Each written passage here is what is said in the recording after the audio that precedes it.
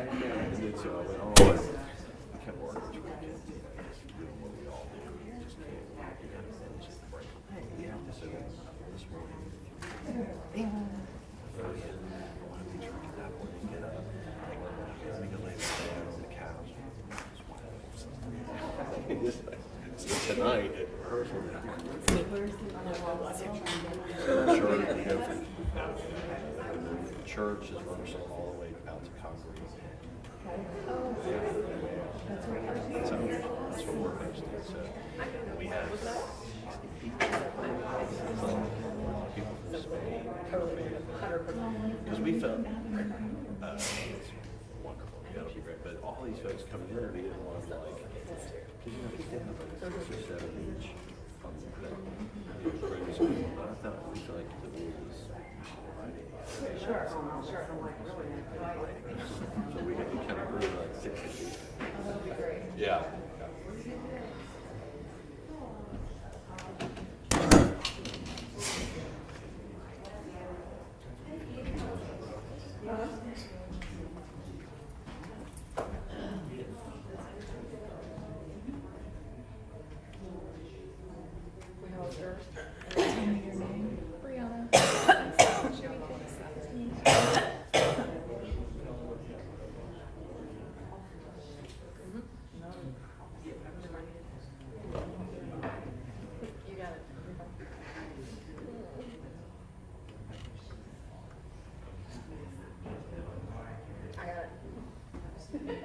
Got it, I promise.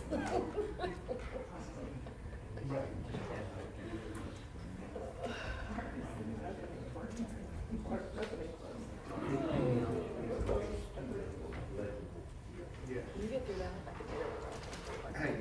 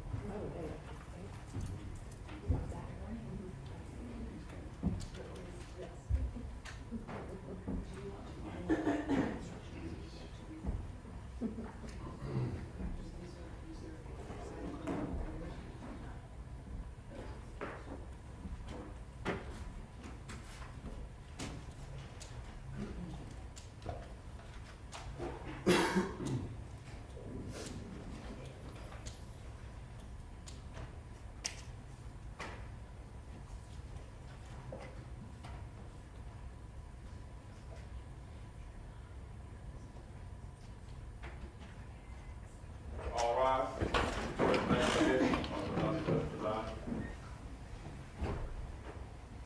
Morning, please be seated.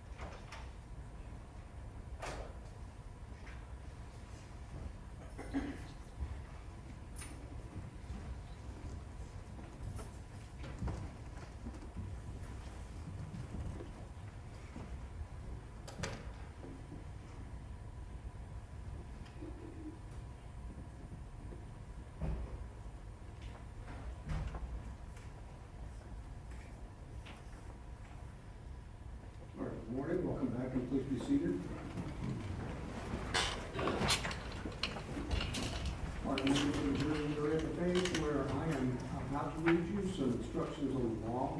The attorneys will have the opportunity to present the closing arguments, and then I'll read you some final instructions regarding deliberations. You have been provided with a copy of what I'm about to read to you, and I invite you to read along with me. And you will note that I've moved the microphone over, so hopefully you all can hear me okay. Members of the jury, I thank you for your attention during this trial.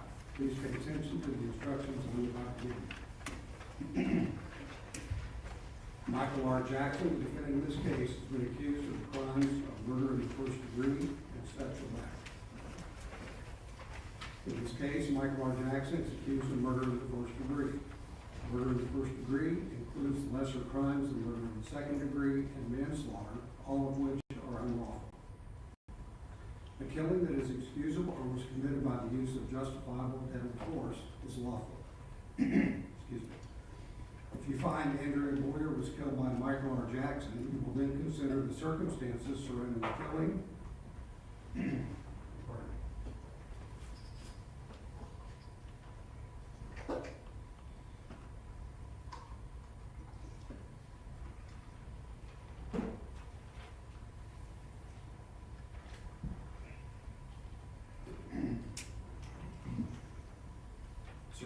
Circumstances surrounding the killing and deciding if the killing was murder in the first degree or was murder in the second degree or manslaughter, or whether the killing was excusable or resulted from justifiable use of deadly force. The killing of a human being is justifiable homicide and lawful if necessarily done while resisting an attempt to murder or commit a felony upon the defendant, or to commit a felony in any dwelling house in which the defendant was at the time of the killing. The killing of a human being is excusable and therefore lawful under any one of the following three circumstances. One, when the killing is committed by accident and misfortune in doing any lawful act by lawful means, with usual ordinary caution and without any unlawful intent. Or two, when the killing occurs by accident and misfortune in the heat of passion, upon any sudden and sufficient provocation. Or three, when the killing is committed by accident and misfortune resulting from the sudden combat, if a dangerous weapon is not used and the killing is not done in a cruel or unusual manner. Dangerous weapon is any weapon that, taking into account the manner in which it is used, is likely to produce death or great bodily harm. I now instruct you on the circumstances that must be proved before Michael R. Jackson may be found guilty of murder in the first degree or any lesser included crime. There are two ways in which a person may be convicted of first degree murder. One is known as premeditated murder, and the other is known as felony murder. As to count one, to prove the crime of first degree premeditated murder, the state must prove the following three elements beyond a reasonable doubt. One, Andrea Boyer is dead. Two, the death was caused by the criminal act of Michael R. Jackson. And three, there was a premeditated killing of Andrea Boyer.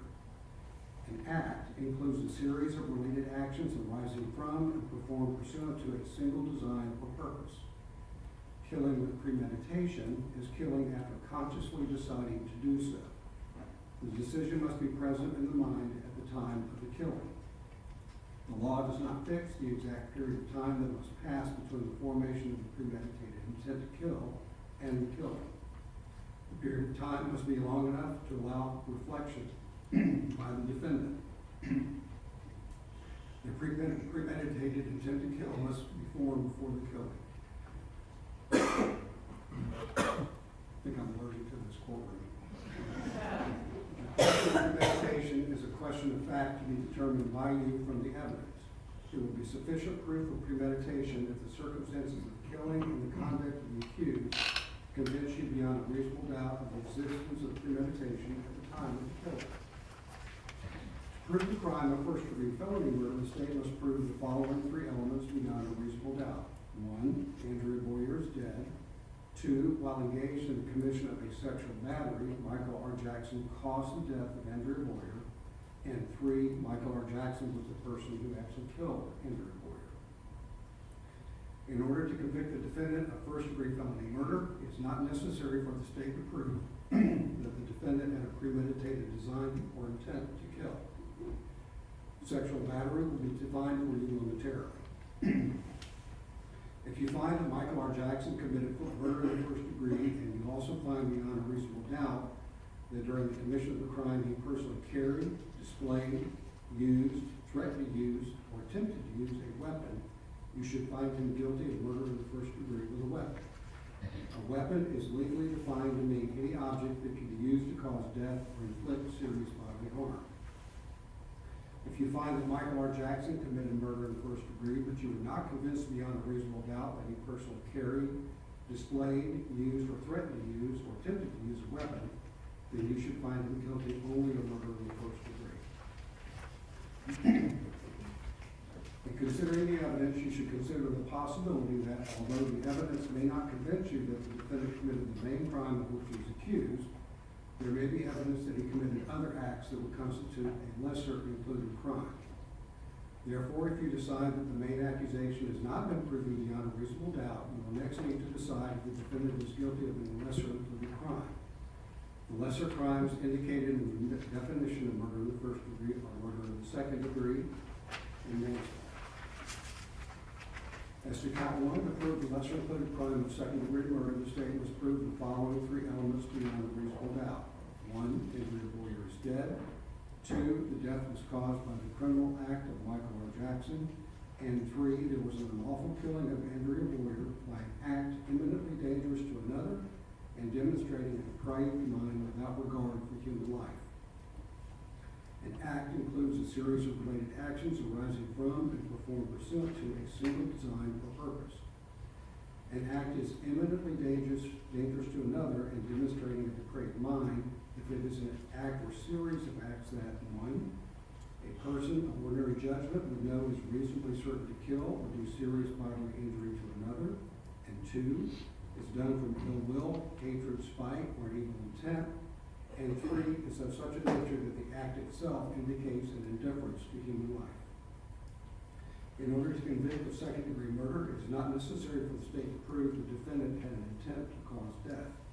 If you find that Michael R. Jackson committed murder in the second degree, and you also find beyond a reasonable doubt that during the commission of the crime he personally carried, displayed, used, threatened to use, or attempted to use a weapon, you should find him guilty of murder in the second degree with a weapon. A weapon is legally defined to mean any object that can be used to cause death or inflict serious bodily harm.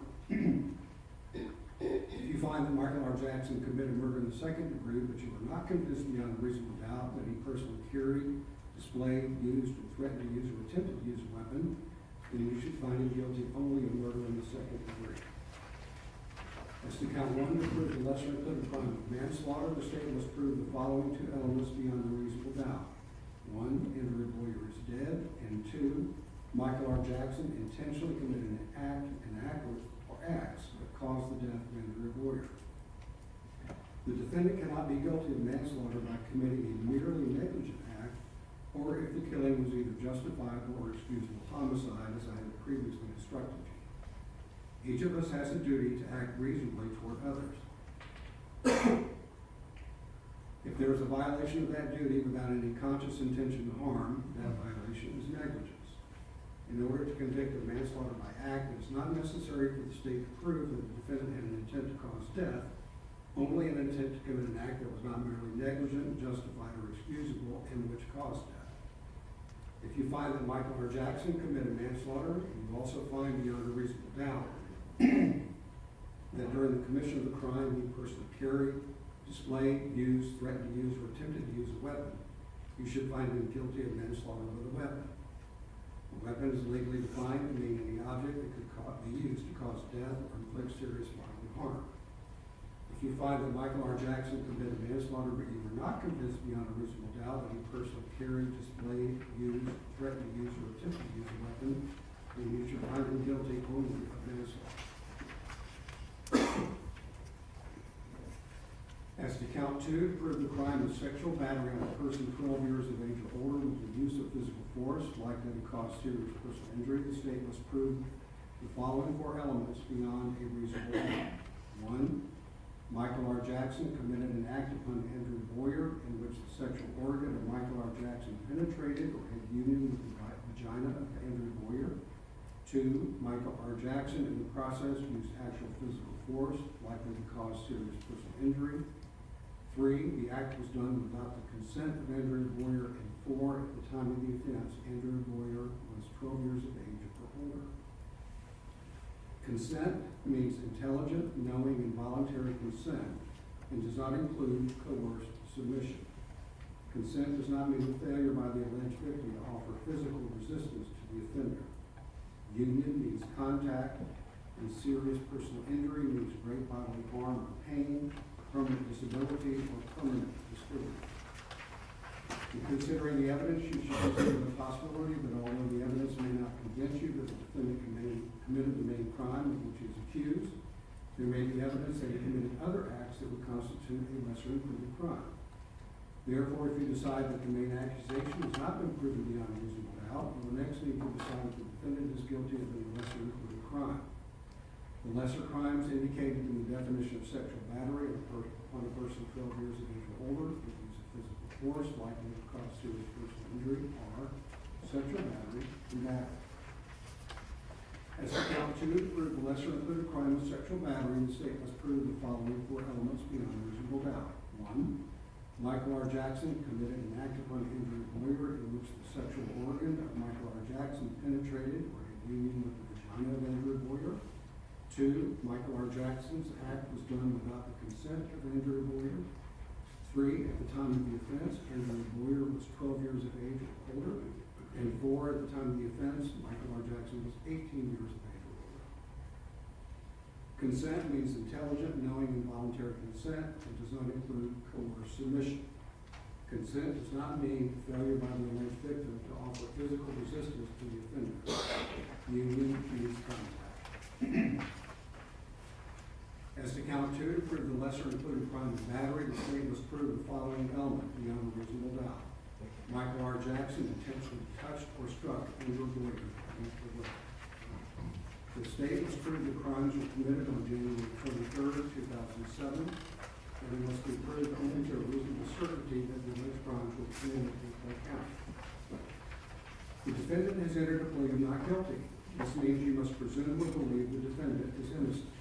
The presumption stays with the defendant as to each material allegation in the indictment through each stage of the trial, unless it has been overcome by the evidence to the exclusion of and beyond a reasonable doubt. To overcome the defendant's presumption of innocence, the state has the burden of proving the crimes with which the defendant is charged were committed, and the defendant is the person who committed the crime. The defendant is not required to present evidence or prove anything. Whenever the words reasonable doubt are used, you must consider the following. A reasonable doubt is not a mere possible doubt, a speculative, imaginary, or forced doubt.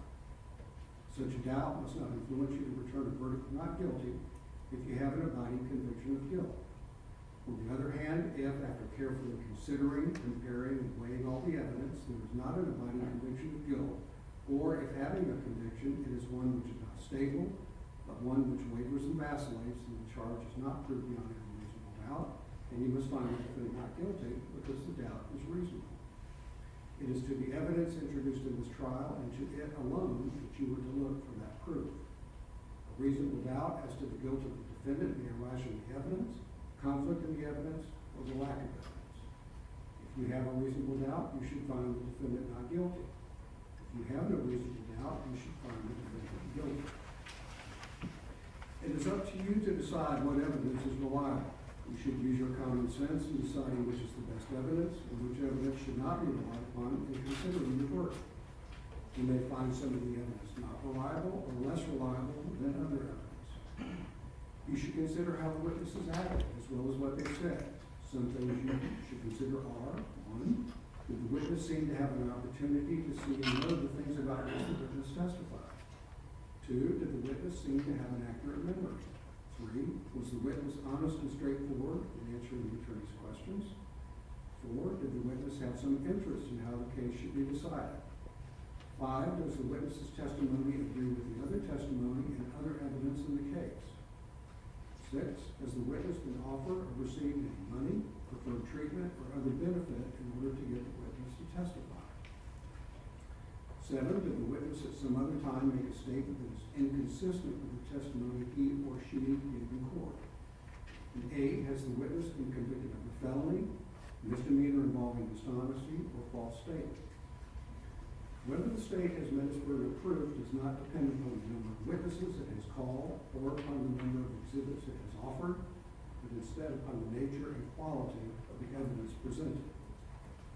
The fact that a witness is employed in law enforcement does not mean that his or her testimony deserves more or less consideration than that of any other witness. Expert witnesses are like other witnesses with one exception. The law permits an expert witness to give his or her opinion. However, an expert's opinion is reliable only when dealing with a subject about which you know him or her to be an expert. Like other witnesses, you may believe or disbelieve all or any part of an expert's testimony. The defendant in this case has become a witness. You should apply the same rules to consideration of his testimony which you apply to the testimony of the other witnesses. It is entirely proper for a lawyer to talk to a witness about what testimony the witness would give if called to the courtroom. The witness should not be discredited by talking to a lawyer about his or her testimony. You may rely upon your own conclusions about the credibility of any witness. The juror may believe or disbelieve all or any part of the evidence of the testimony of any witness.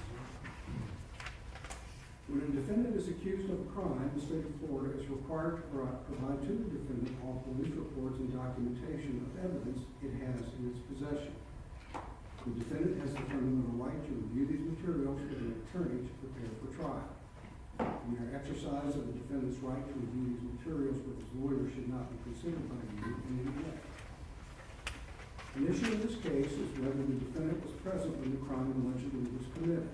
If you have a reasonable doubt that the defendant was present at the scene of the alleged crime, it is your duty to find the defendant not guilty. The evidence you have heard concerning other crimes, wrongs, or acts allegedly committed by the defendant will be considered by you for the limited purpose of proving opportunity, intent, plan, identity, and lack of consent, and you should consider it only as it relates to those issues. However, the defendant is not on trial for a crime, wrong, or act that is not included in the indictment. A statement claimed to have been made by the defendant outside of court has been placed before you. Such a statement should always be considered with caution and be weighed with great care to make certain it was freely and voluntarily made. Therefore, you must determine from the evidence that the defendant's alleged statement was knowing, voluntarily, and freely made. In making this determination, you should consider the total circumstances, including but not limited to, 1, whether when the defendant made the statement he had been threatened in order to get him to make it, and 2, whether anyone had promised him anything in order to get him to make it. If you conclude the defendant's out-of-court statement was not freely and voluntarily made, you should disregard. Artists and members of the jury, at this time, the attorneys will be allowed to present their closing arguments. Remember what I told you before, what the attorneys say is not evidence, but I do ask you to listen carefully because it's their opportunity to tell you their view of the evidence in the case and how the law applies to that. Ms. Davis. Thank you, Your Honor. May I please report? Counsel?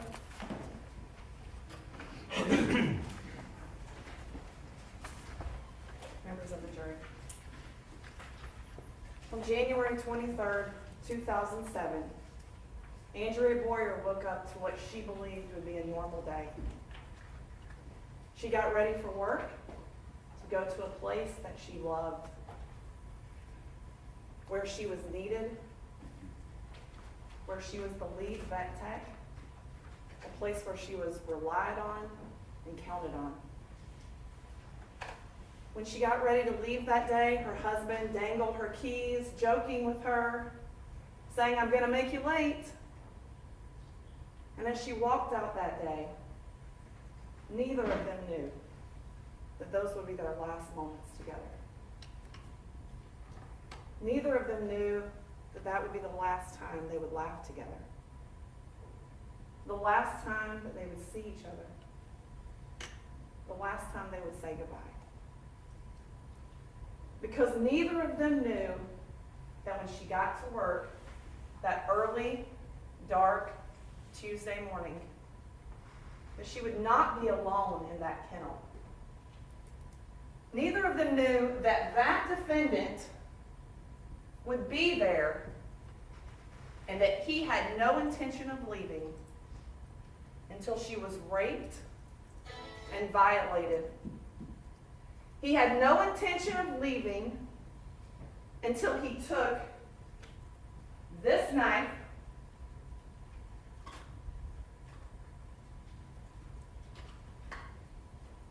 and cut her hands as she tried to defend herself. Neither of them knew that that defendant had no intention of leaving until he had strangled her until her hyoid bone was broken. He had no intention of leaving until he took this fire extinguisher off the wall and bashed her head repeatedly. Neither of them knew that he would not leave that day until Andrea Boyer lay dead on the cold kennel floor. Ladies and gentlemen, the state of Florida thanks you for your time and attention in this case. I know it's been a long 2 weeks. It's been a difficult case to hear, and we appreciate how attentive everyone's been. There's been a lot of difficult testimony and photographs to see. And at this point in the case, you've heard all of the evidence, and you've heard most of the law that applies. And I would ask that you hang in there just a little longer while we talk to you about how the evidence you've heard and the law that the court has given you comes together to show you that Michael Jackson is guilty in this case. Now, the court will tell you that there's 2 things the state must prove: that a crime was committed and that the defendant was the person who committed the crime. And the court just read to you first-degree premeditated murder. Thankfully, you just heard it, so we don't have to go over it in detail, but there's 3 elements that the state must prove: that Andrea Boyer is dead, that the death was caused by the criminal acts of this defendant, and that there was a premeditated killing of Andrea Boyer. And I just want to go through briefly how you know that this was, in fact, a premeditated murder. As you heard, premeditated is not what we may think it is. There doesn't have to be a long, drawn-out plan. There just has to be time to reflect. And the law does not fix the exact period of time that must pass between the formation of the premeditated intent to kill and the killing. Just a time to reflect and say, yes, I'm going to do this. Let's talk about how you know that this was premeditated. First, you're able to see the defensive wounds. Dr. Sherman told you that these cutting injuries were consistent with the knife that was found on the floor of that kennel. He told you that they were consistent with defensive wounds, which meant Andrea Boyer was not going down without trying to save herself that morning. These cutting wounds show you that that defendant had that knife that morning. And it didn't stop there. You also heard Dr. Sherman tell you that she was manually strangled. He showed you through photographs the petechia that was in her eyes, consistent with the capillaries in her eyes bursting when her neck was being held so tightly by manual strangulation that she couldn't breathe and that it was bursting capillaries in her eyes. Dr. Sherman told you that he was actually able to see the bruising on the interior of her neck, where you could see the hand bruises showing manual strangulation, and that her hyoid bone was actually crushed. That in and of itself could cause death, and that took some amount of time where this defendant could reflect on what he was doing. But it didn't stop there, ladies and gentlemen. Dr. Sherman also told you that there were signs of ligature strangulation, which means that an object was put around her neck to cut off her airways and stop her from breathing that morning. Time to reflect. You're able to see those injuries in the photographs that Dr. Sherman would have shown during his testimony. There was also blunt force trauma. You'll see bruising on her forehead She had bruising on her back. She had bruising on her thigh. She had bruising on her knees, on her arms, on her hand, on her elbows. Most importantly, the doctor told you about the crushing injuries that she received to the back of her head. To the back of her head, ladies and gentlemen. Absolute time to reflect. As this fire extinguisher, which you're able to see in the photographs, injury 1, injury 2, injury 3, injury 4, injury 5, of the crushing blows to the back of her head. And you're able to see on the fire extinguisher the blood. You're able to see on the fire extinguisher the skin, the hair. You know that's what was used in this case. And you know that took time to reflect. Ladies and gentlemen, that's how you know that this was first-degree premeditated murder. The state has a second way of proving first-degree murder, and it's called felony murder. And you can find both in this case. There will be a line on the verdict form that says, if you find this defendant guilty of first-degree murder, then you will also check whether you believe that it was premeditated and or felony murder, meaning you can check one or both. And the state believes in this case, the state has proven both. Felony murder means that during the commission of a sexual battery or while escaping the immediate scene after committing a sexual battery, Andrea Boyer was killed. We don't have to prove premeditation for felony murder. So let's talk about how you know a sexual battery happened in this case. Ladies and gentlemen, the evidence, no matter what the defense tried to argue or put on during this case, the evidence shows this was a sexual battery. It absolutely was. Look at the photographic, physical evidence that cannot be refuted. Look how she was left. Look. Someone who was robbing the clinic that morning, taking change out of a drawer, would not have done this. That was not the intent that day. Absolutely not. Could someone have been taking some money and then attacked her? Was some of the questions that were asked, and that's not what happened. Someone who wanted some change out of a drawer in that clinic, if Andrea Boyer confronted them, would have run out the door. There would be no reason for this. This is all about sexual battery. Look at how she was left. Look at the bruising on her inner thigh, and it is hard to see. I will tell you, it is hard to see in this photograph, but you heard Dr. Sherman tell you that he actually went to this scene. And you heard everyone tell you that that was very unusual. That is not something that the medical examiners normally did. They had evidence on the scene that they needed to preserve so that we could get to this moment in a courtroom years later. It was very important that Dr. Sherman come, see her as she lay, and take samples while she was there. So there could be no argument of cross-contamination. There could be no argument that things weren't done the right way. And Dr. Sherman told you that he could see the bruising on her inner thighs. He told you that's consistent with what he's seen in sexual battery cases. And you heard Rachel Thomas testify yesterday. And the reason why she testified was because that's all she does all day, every day. She does sexual assault and gynecological exams as a part of her job every single day. And she told you that it is common to see bruising on the inner thighs. I want you to also look at the pattern of bruising on her arms and hands. Because if you put these three photographs together, this photograph of this portion of her arm, her right arm with a bruise, together with this portion of her arm with the bruise, with her hand, ladies and gentlemen, there was a question asked, I believe, of Dr. Willie by the defense. Could this be consistent with punching someone? Look where that bruise actually is. The bruise is here on her hand. No one punches with this part of their hand. The bruising would be across here. That is not where the bruising is.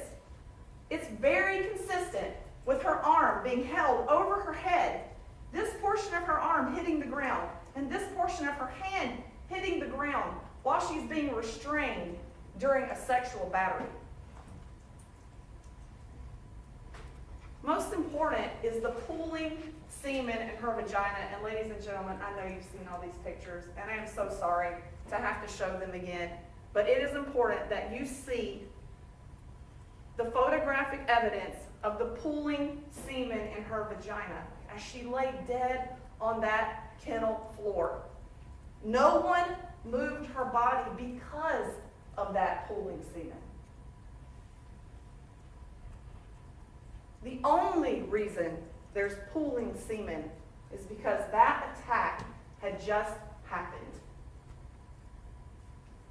This moves us right into how you know that it's that man that did this to Andrea Boyer. Irrefutable evidence, something he cannot escape, that's his semen in her vagina. His semen pooling in her vagina on that ground. Let's talk about how you know that this defendant committed this crime. It is a sexual battery, ladies and gentlemen. It is a first-degree premeditated murder. It is a first-degree felony murder. So now we just need to show you how all the evidence comes together to prove that it's him. In their opening, the defense said, this case is all about time. This case is all about time. And the state agrees. This case is about time. It is about the timeline of Andrea Boyer, something that can't be changed. Ladies and gentlemen, you heard her husband, Shad Boyer, testify that she woke up around 4 o'clock to 4:30 and got ready to go, and that she left around 4:45. Now you heard that Detective Katalovich told you that on the morning he went and gave the death notification. That's exactly what Shad Boyer said. He actually said that morning she left around 4:50. Exactly what he's been saying all along, ladies and gentlemen. He didn't forget what happened the morning his wife died. And you heard Detective Katalovich tell you that he was hysterical. He was very upset when they came to tell him what happened.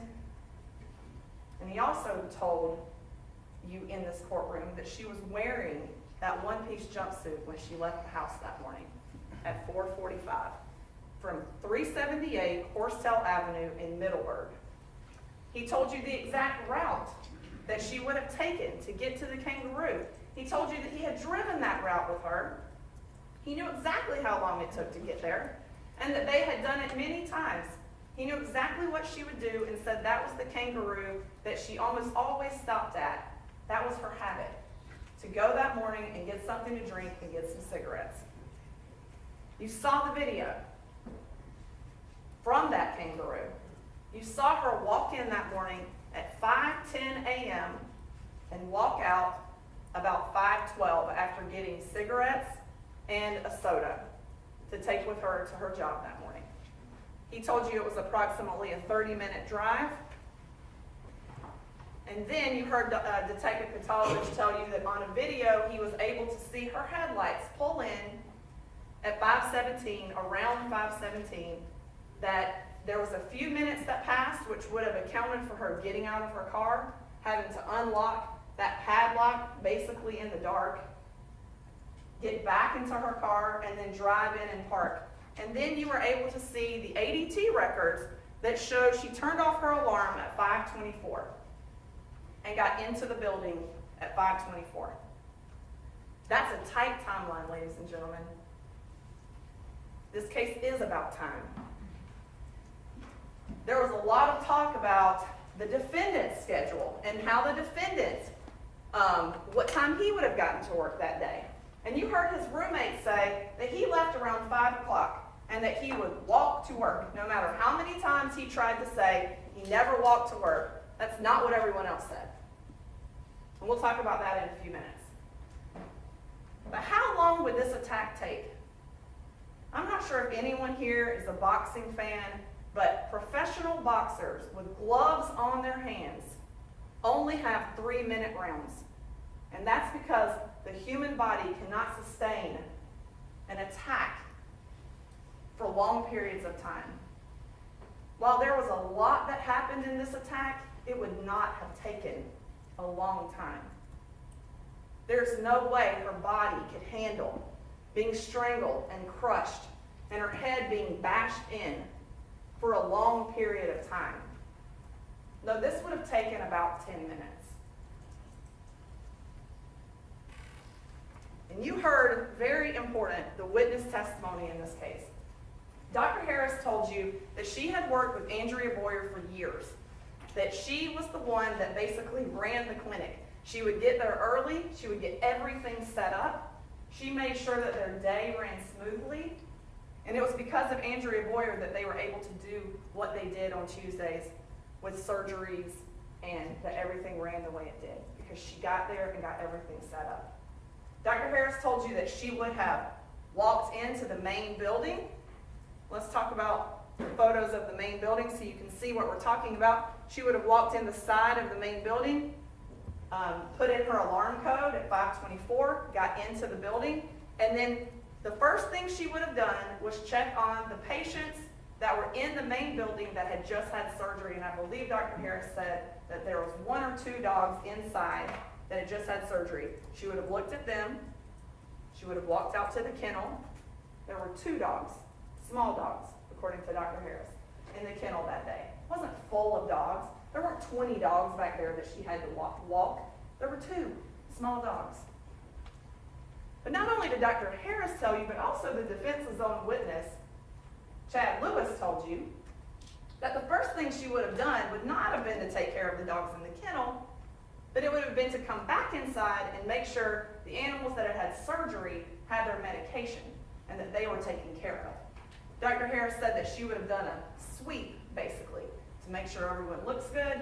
Then she would have gone back inside to take care of those animals because they were the priority. They were the ones who had surgery.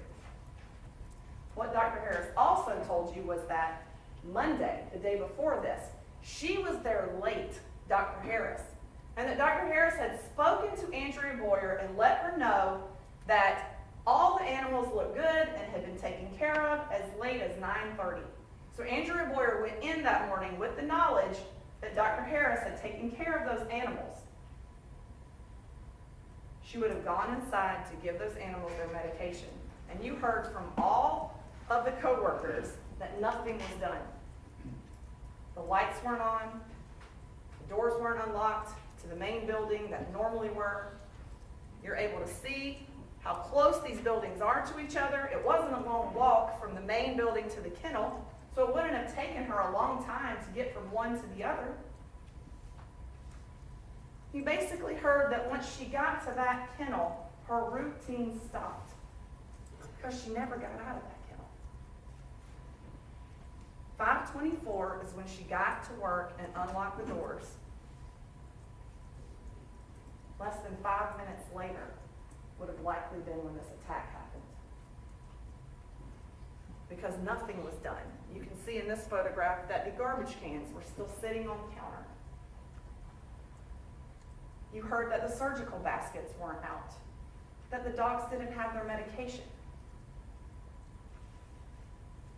The defense has pointed out multiple times there's a photo where the dog has food and water. Dr. Harris told you that the night before, right before she left, everything was taken care of. The dogs were good. They had their food and water. Is it unusual for a dog not to eat their food overnight when they're sitting in a kennel? That was already there. You heard that the crime scene technicians came out. They tried to take fingerprints of the cash drawer. There were none. There was no other DNA. There's been a lot of talk about footprints. Oh, in fact, the defense expert came and testified, look at this footprint, and look at this footprint, and look at this footprint. Most of them outside aren't even the same. But the one thing that no one was able to bring to you were shoes that made those footprints. Because they were gone. Collecting footprints only works if you've got something to compare it to. And there was nothing to compare those footprints to. An important piece of evidence, actually, that the defense expert said to you was about cast-off. He told you the cast-off was low, and I believe Ms. Fennell's exact question to him was, wouldn't you expect the assailant to have a lot of blood on his clothing? And his response was, no, not necessarily. I would expect him to have some cast-off on the bottom of his pants and his shoes. That's what their expert said. Not necessarily. There was no testimony that this defendant would have been covered in blood. In fact, the blood all seems to come from her head injuries that would have been, had to have been, the last injury she received. Because you heard the testimony that that would have taken her life. She would have aspirated blood and died pretty quickly after being bashed in the skull. Her skull was crushed. Her skin and hair are on the fire extinguisher. It went deep. You could see the wounds. Let's talk about the defendant's route, because when he testified, he couldn't escape the route. He didn't want to say it, but he couldn't escape that when he walks from the Quality Inn to his work, he would have to walk right by the vet clinic.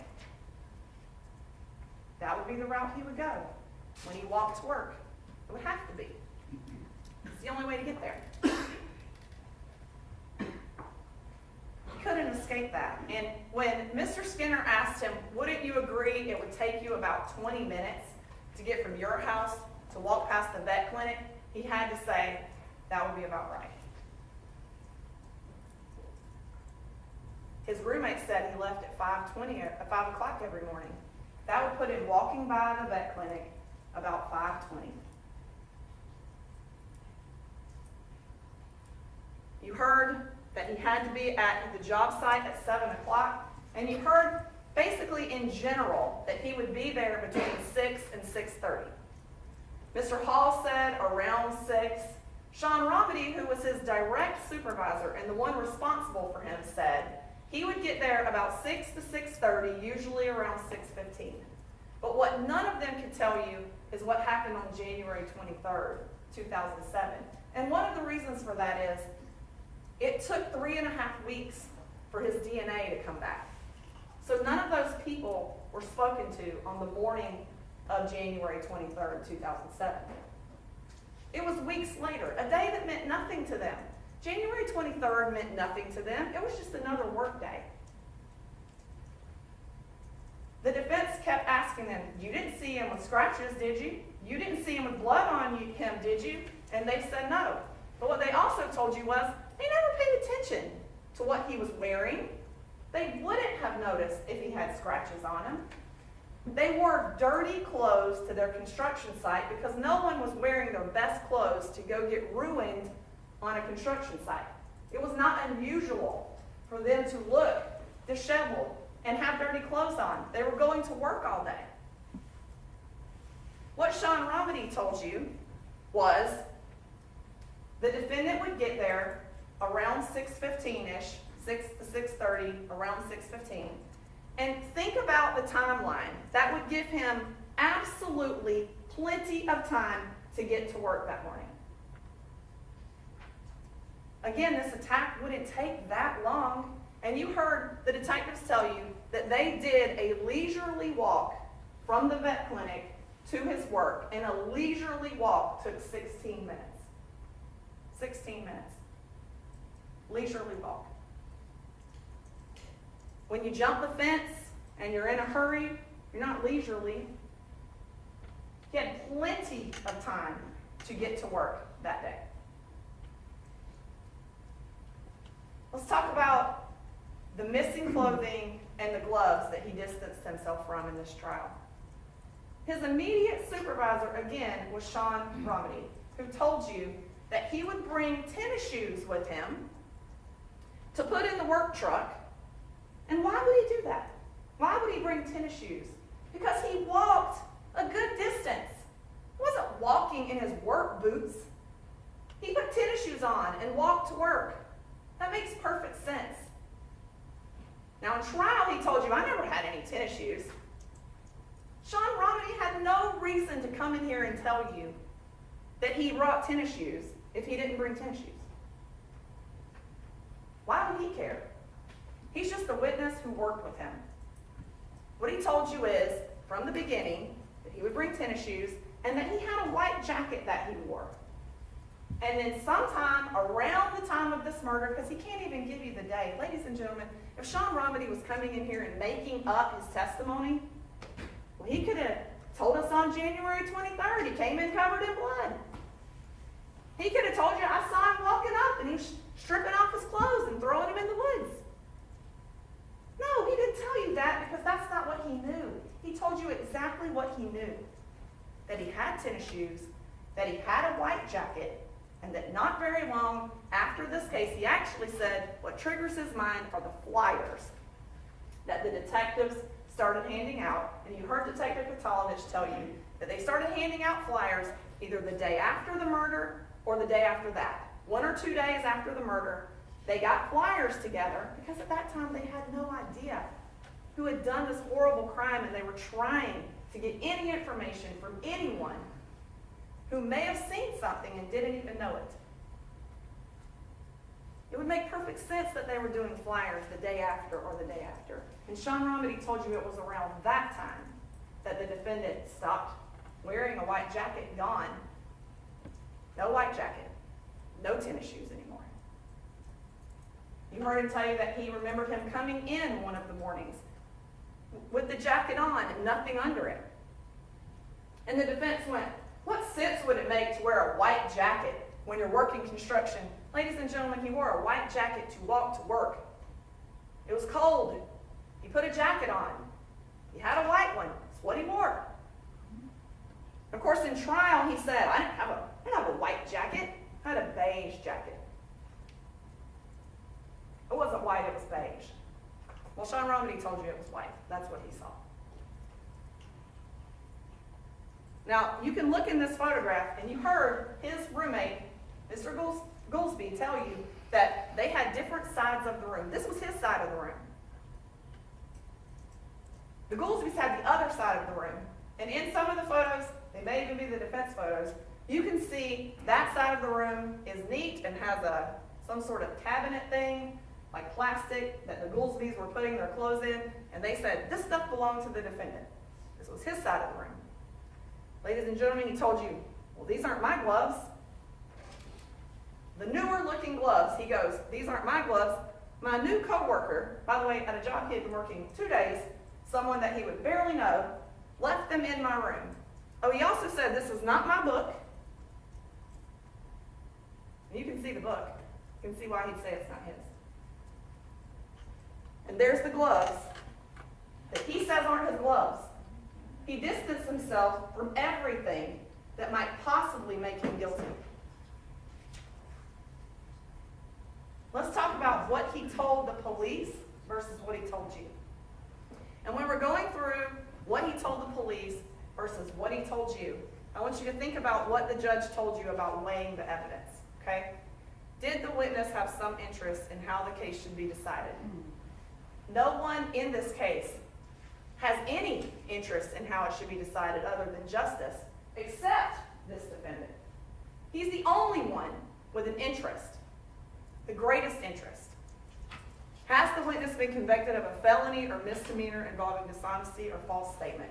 You heard him testify, the only witness, with 3 felony convictions as he sat there and testified, and the judge says you can consider that in weighing the credibility of his testimony. In his interview to the police, look at it. Was the witness honest and straightforward in answering the attorney's questions? But I also want you to apply that to when he was answering the detective's questions. Because direct quotes from his interview, the detective says, yes, the vet clinic. His response, no. Do I know the vet clinic? He asks a question instead of answering the question, and he does it multiple times. Okay, have you ever been there? Do you have any animals that you take up there or anything? And he says, animals? He's buying himself time to answer the questions. Detective, okay, have you ever been to the vet clinic? Have I ever been there? Ladies and gentlemen, he did the same thing yesterday when Mr. Skinner was asking him questions on the witness stand. He didn't do it when Ms. Fennell was asking him questions, but when Mr. Skinner would hit him with something that he didn't know what to say, he would respond with a question. Mr. Skinner actually pointed that out during the cross-examination.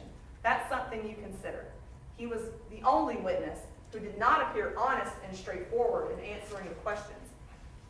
In his interview to the police, the judge will also tell you, did the witness at some other time make a statement that is inconsistent with the testimony he gave in court? There were a few times with the other witnesses where, like Mr. Romedy said, I've worked with him for a year, and Ms. Fennell got up and said, well, isn't it true that before you said you'd worked with him 4 or 5 months? That's really not inconsistent. Mr. Romedy said, he's worked there for a year. We've worked there together. He's been on my crew for 4 or 5 months. Those are completely different things. This defendant, though, couldn't have changed his testimony more from what he said to the police to what he told you. Ladies and gentlemen, the police showed him a photo of Andrea Boyer, a photo her husband said had been taken only a couple of months before, in October, I think he said. If you listen back to the interview, at no point before showing the photo do they say the name Andrea Boyer. They don't. They don't tell him this person's name. They show him a picture, and they say, have you ever seen this woman before? And his responses were, in fact, have you ever seen this girl before? Can't place her, okay, never had any contact with her. At this point, they have never mentioned her name. That's important because he said, well, they had said Andrea Boyer and a vet clinic, and I didn't know it was the same person. No, they didn't. They didn't say Andrea Boyer until later in the interview. He shakes his head. They said, has she ever asked you for directions or anything? He says, nope. No, you've never seen her? And he says, I don't even know this person, never had nothing with this person. Notice what he did not say to the detectives as they're asking him, first in the beginning and showing him the photo, do you know this person? He looks at it closely and he says no. He doesn't say, I can't really see this. I can't really make this person out. Do you have a bigger picture? I'm having a hard time seeing this person. He never says that because he can see just fine. Every one of his coworkers told you that he came to work every day with no glasses on his face, like he has today in court. He could see fine. He could see her picture, and he knew he could not tell them that he knew her, that he had anything to do with her, because he didn't. The only time he'd ever seen her was when he was raping her and bashing her head in that kennel. This is not someone who was having a casual affair with this man. The timeline disputes that 100%. Never saw her, and they said in your whole life, never run into her, don't even recognize her from anywhere, and he says no. I don't even know this person, never had nothing to do with this person. Well, ladies and gentlemen, you heard his testimony. Completely different. Could not be more inconsistent. And we'll talk about some of how you know that his testimony defies common sense in just a few minutes. But going through the interview, also consider, does the witness's testimony agree with the other testimony and other evidence in the case? Repeatedly, he told the detectives, I'm pretty much like, I'm in my house, I don't go anywhere. Once I get off, that's it, I don't go anywhere. Like he has a truck and he drives me if I've got to go to the grocery store, so I do all the laundry right here on this floor. He says he does the laundry, by the way. There were questions of Mr. Goolsby about his wife doing the laundry. Well, he says he does his own laundry. Alarm clock, he says, alarm clock goes off at 5:30. Why would he say that? Why would he say that? When his roommate says to you guys in trial that he would leave at 5 o'clock.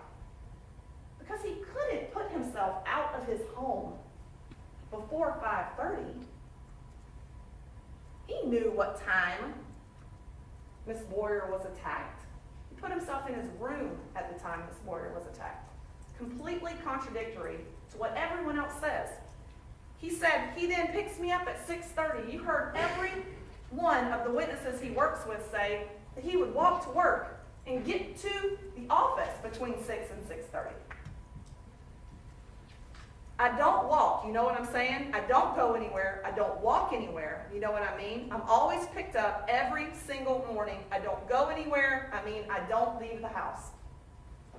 That's what he told to the police, because he couldn't put himself walking by that vet clinic.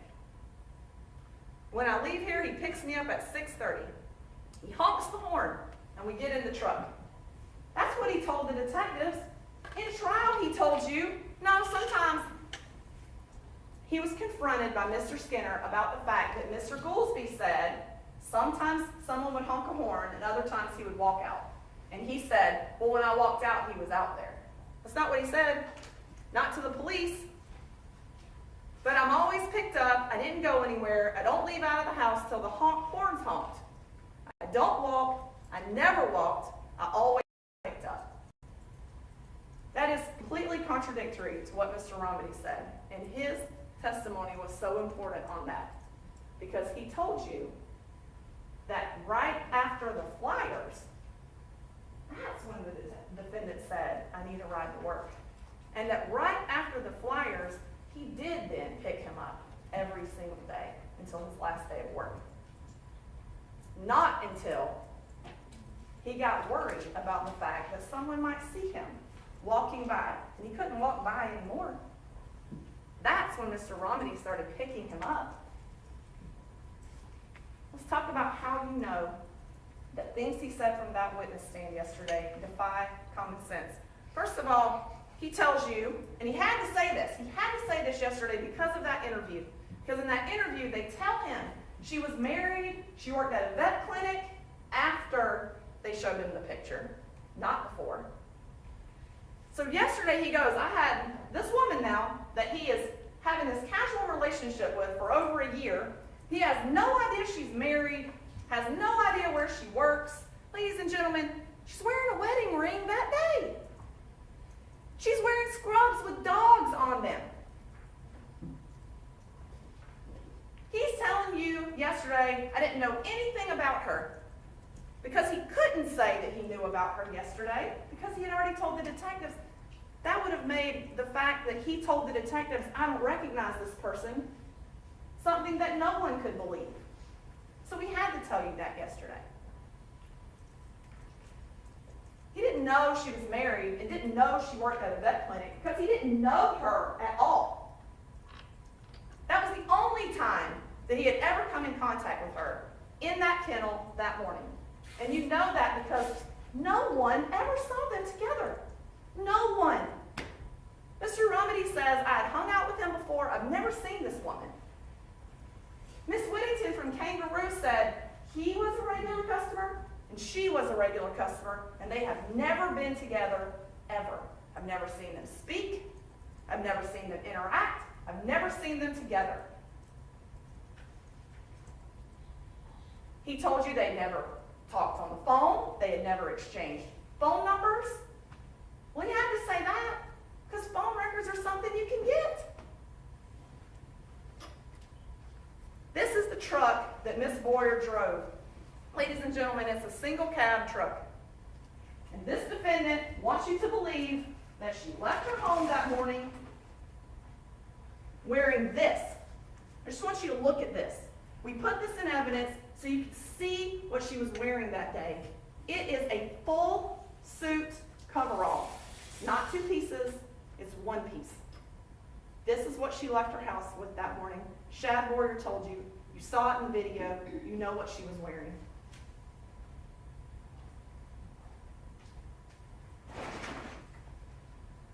Before Mr. Skinner pointed out that it was a full suit cover-up, he asked the defendant, well, tell us how you had sex with her in that truck. Did she get fully undressed? And he goes, no, just took her pants off.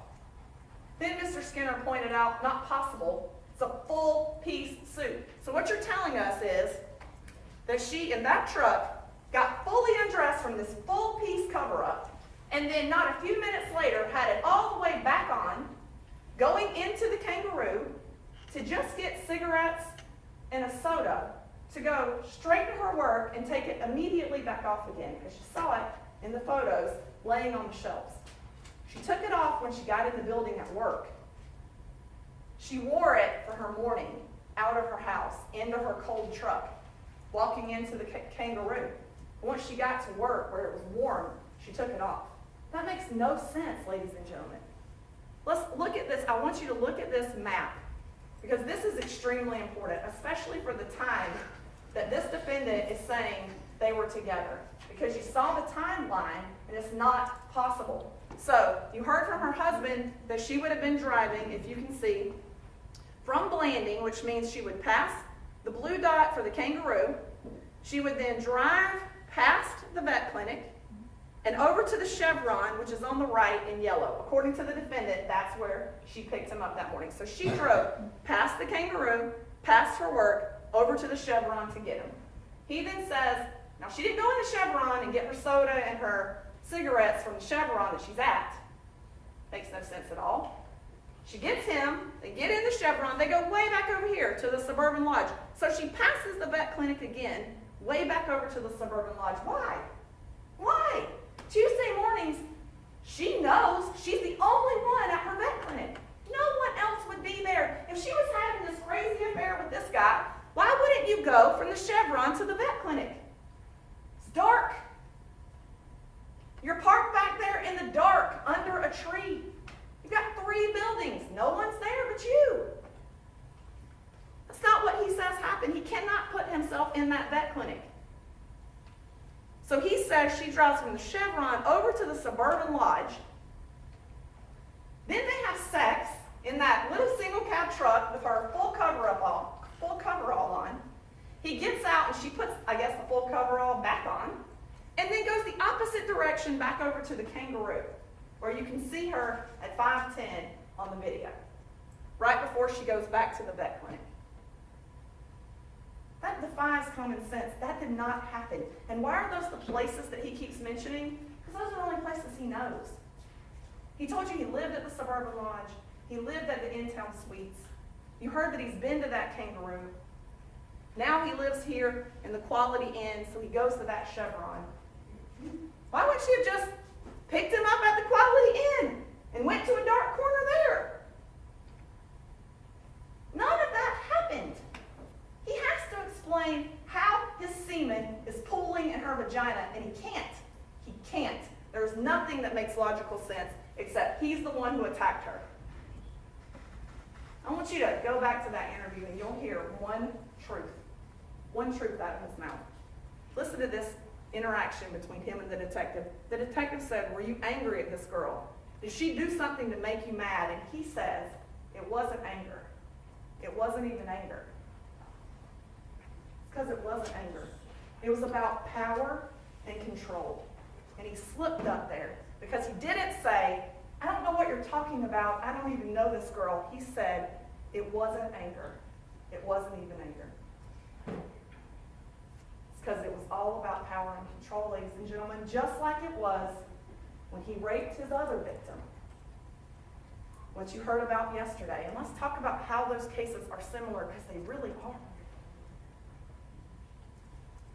He went to a place where both victims would feel safe. He attacked H.E. in her home, where she felt safe. And you heard that Andrea Boyer, this kennel was her second home. It was her safe place. It was a place she loved, a place she took pride in. It was who she had become.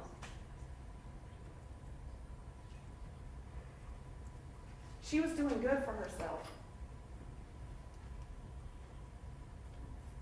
It was the place where the victim would be alone. You heard what H.E. told you from the stand. She told you that her mother coughed and he freaked out. And he said, It's not your mom. I saw her leave. He was watching her and saw her mom leave that day. Was he watching Andrea Boyer? It makes sense that he was. And he knew she would be alone. You heard there was a knife involved. In both cases, put a knife to H.E.'s throat and told her, if you do what I say, I won't hurt you. Well, that wasn't true. Because he definitely hurt her, ladies and gentlemen. Definitely hurt her.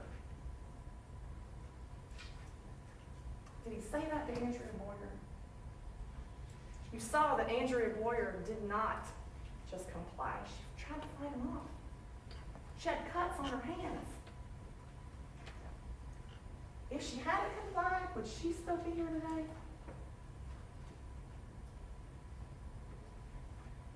You heard from H.E. that he pulled her pants down to her ankle.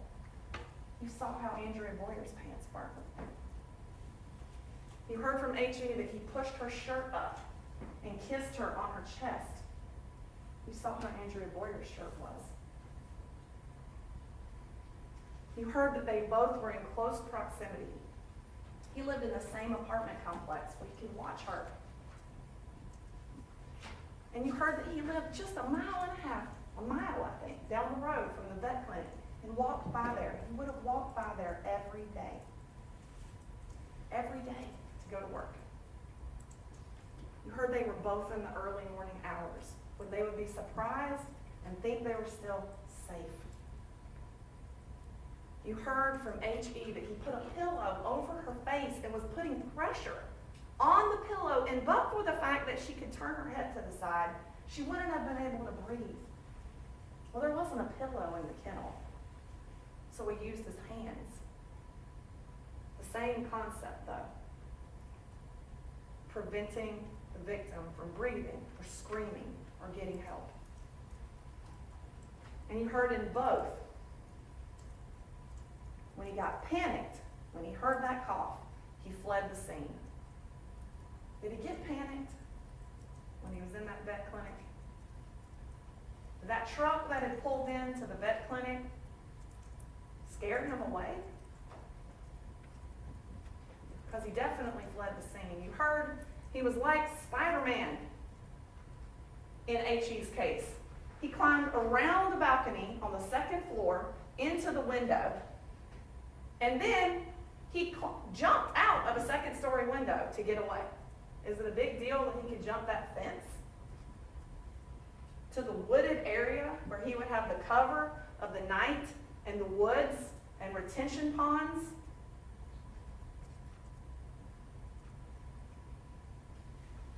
Most importantly, ladies and gentlemen, you heard that H.E. was raped.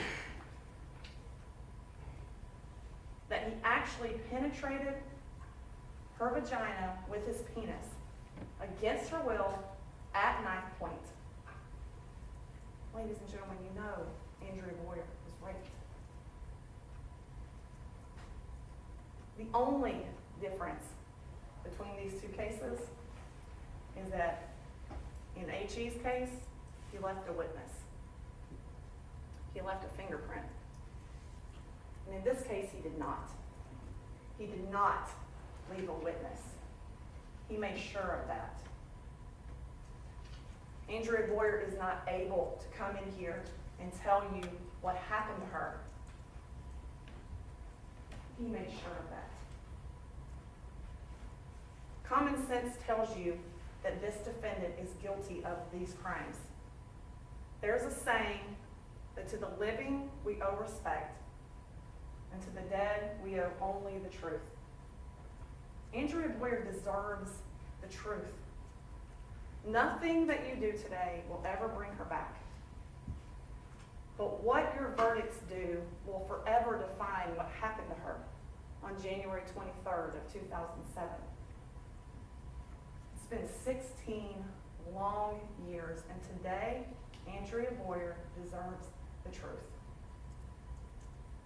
She deserves for you to find this man guilty and hold him accountable for attacking her, for crushing her skull, for strangling her, for raping her and for leaving her dead on that cold kennel floor. She deserves the truth, and the state of Florida is asking that you convict him of first-degree murder, both premeditated and felony murder, and sexual battery with physical force. And we're asking you to do that because he did this, ladies and gentlemen. Thank you so much.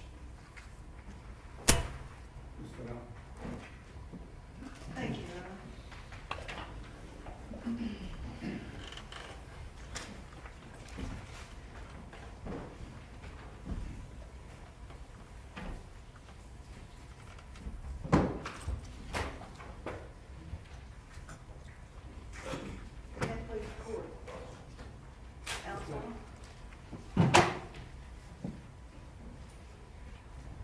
Everyone here in this courtroom deserves the truth. Stretching the truth, that's not the truth. Manipulating the truth, that's not equal. So everyone deserves it, including Michael Jackson. He deserves the truth. The person who did this on January 23rd of 2007 remembers it, remembers where he was on January 23rd, remembers what he did on January 23rd, and knows exactly why he did it. The person who did this crime remembers everything about January 23rd of 2007. And yet when Michael Jackson was interviewed on 2/16 of 2007, he didn't remember January 23rd. He didn't know if he'd walked to work or gotten a ride to work. He thought he'd gotten a ride.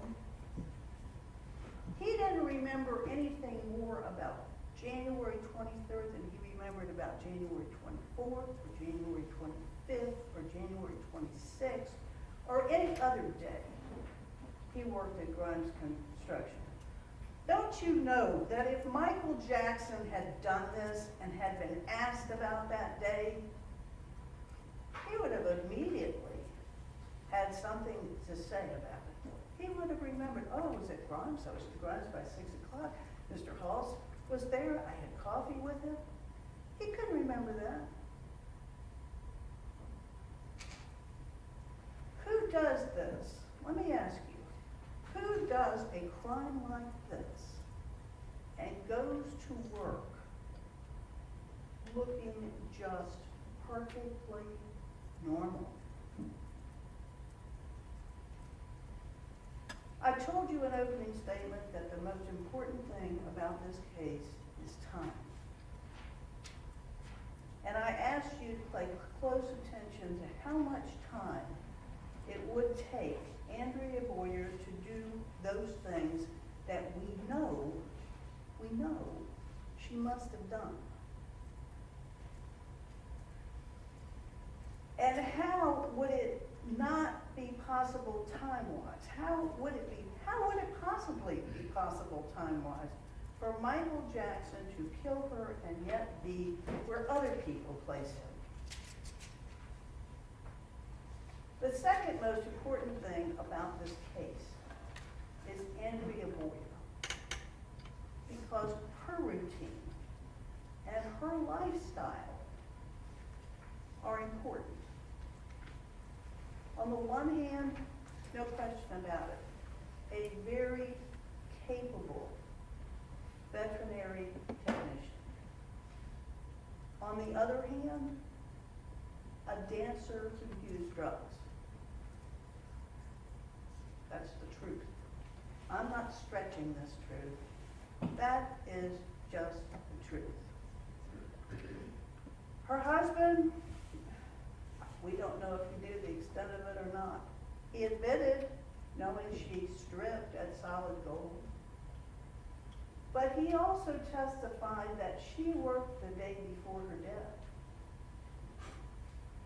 And yet we heard from Dr. Harris and from another employee, I can't remember if it was Holly Butler or Joy Ortiz, that she had called in sick that Monday.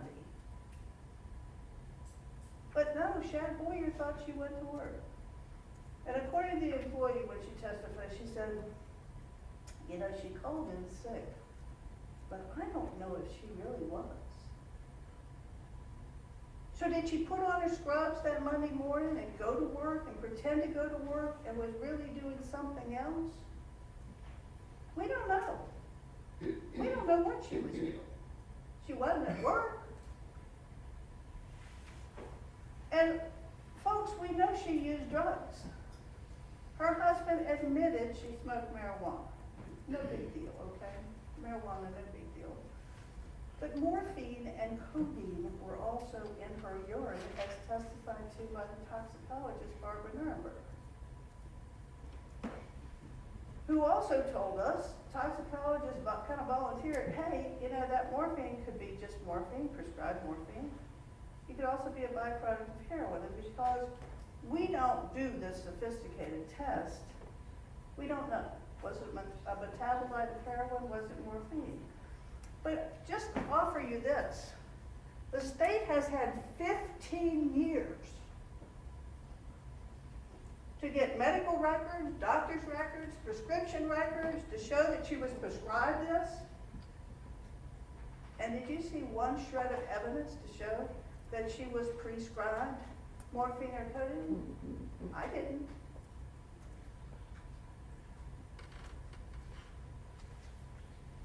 The codeine and morphine was only in her urine, not in her blood. Now, she had that transderm patch, if you'll recall, that we really didn't hear much about. But I think we can conclude that it wasn't being administered by the transdermal patch she was wearing, because she would have been getting a steady dose through the transdermal patch. It would have been in her blood and urine. And we also know from Michael Jackson this other thing. She was trying to score drugs from Michael Jackson that Monday when she was skipping work. She was asking him to get her some marijuana. So who else was she trying to score drugs from? We're going to get back to this in a little bit, but I want to talk to you about what's not important in the case. What's not important? Railroad tracks. Okay? It was just thrown out there. Okay, we heard from a detective how long it takes to walk from the Wells Road Animal Clinic to Grimes Construction using the railroad tracks. But we've heard about this. They actually walked this 16 minutes in the broad daylight. We never heard from anybody else except Michael Jackson how long it takes to go anywhere else walking. The railroad tracks are the first red herring. They are a ruse to distract you from the truth.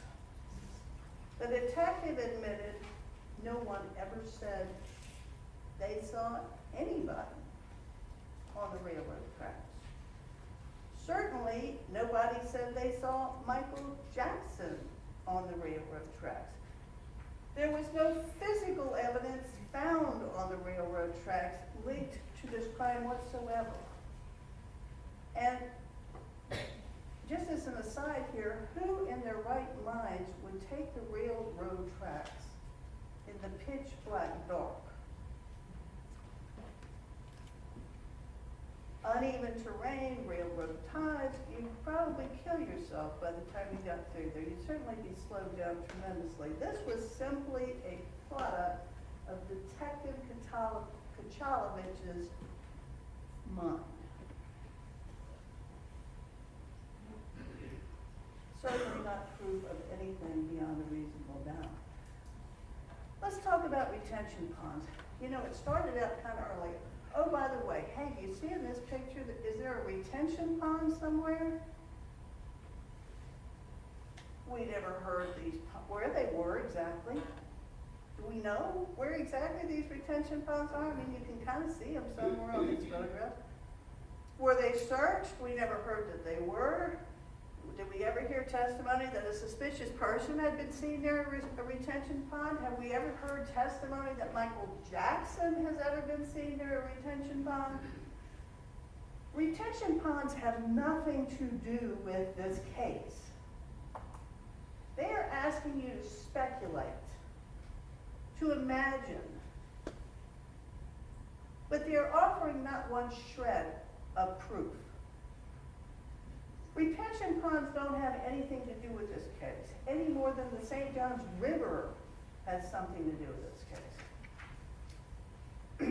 Certainly not proof beyond a reasonable doubt. Now let's talk about then the defendant's discovery. Remember when Michael Jackson took the stand to testify and they said, hey, you read all about this, Haley and Solid Gold, and the fact that Andrea Boyer used a fake name Haley and she danced at Solid Gold. You learned that from your police reports.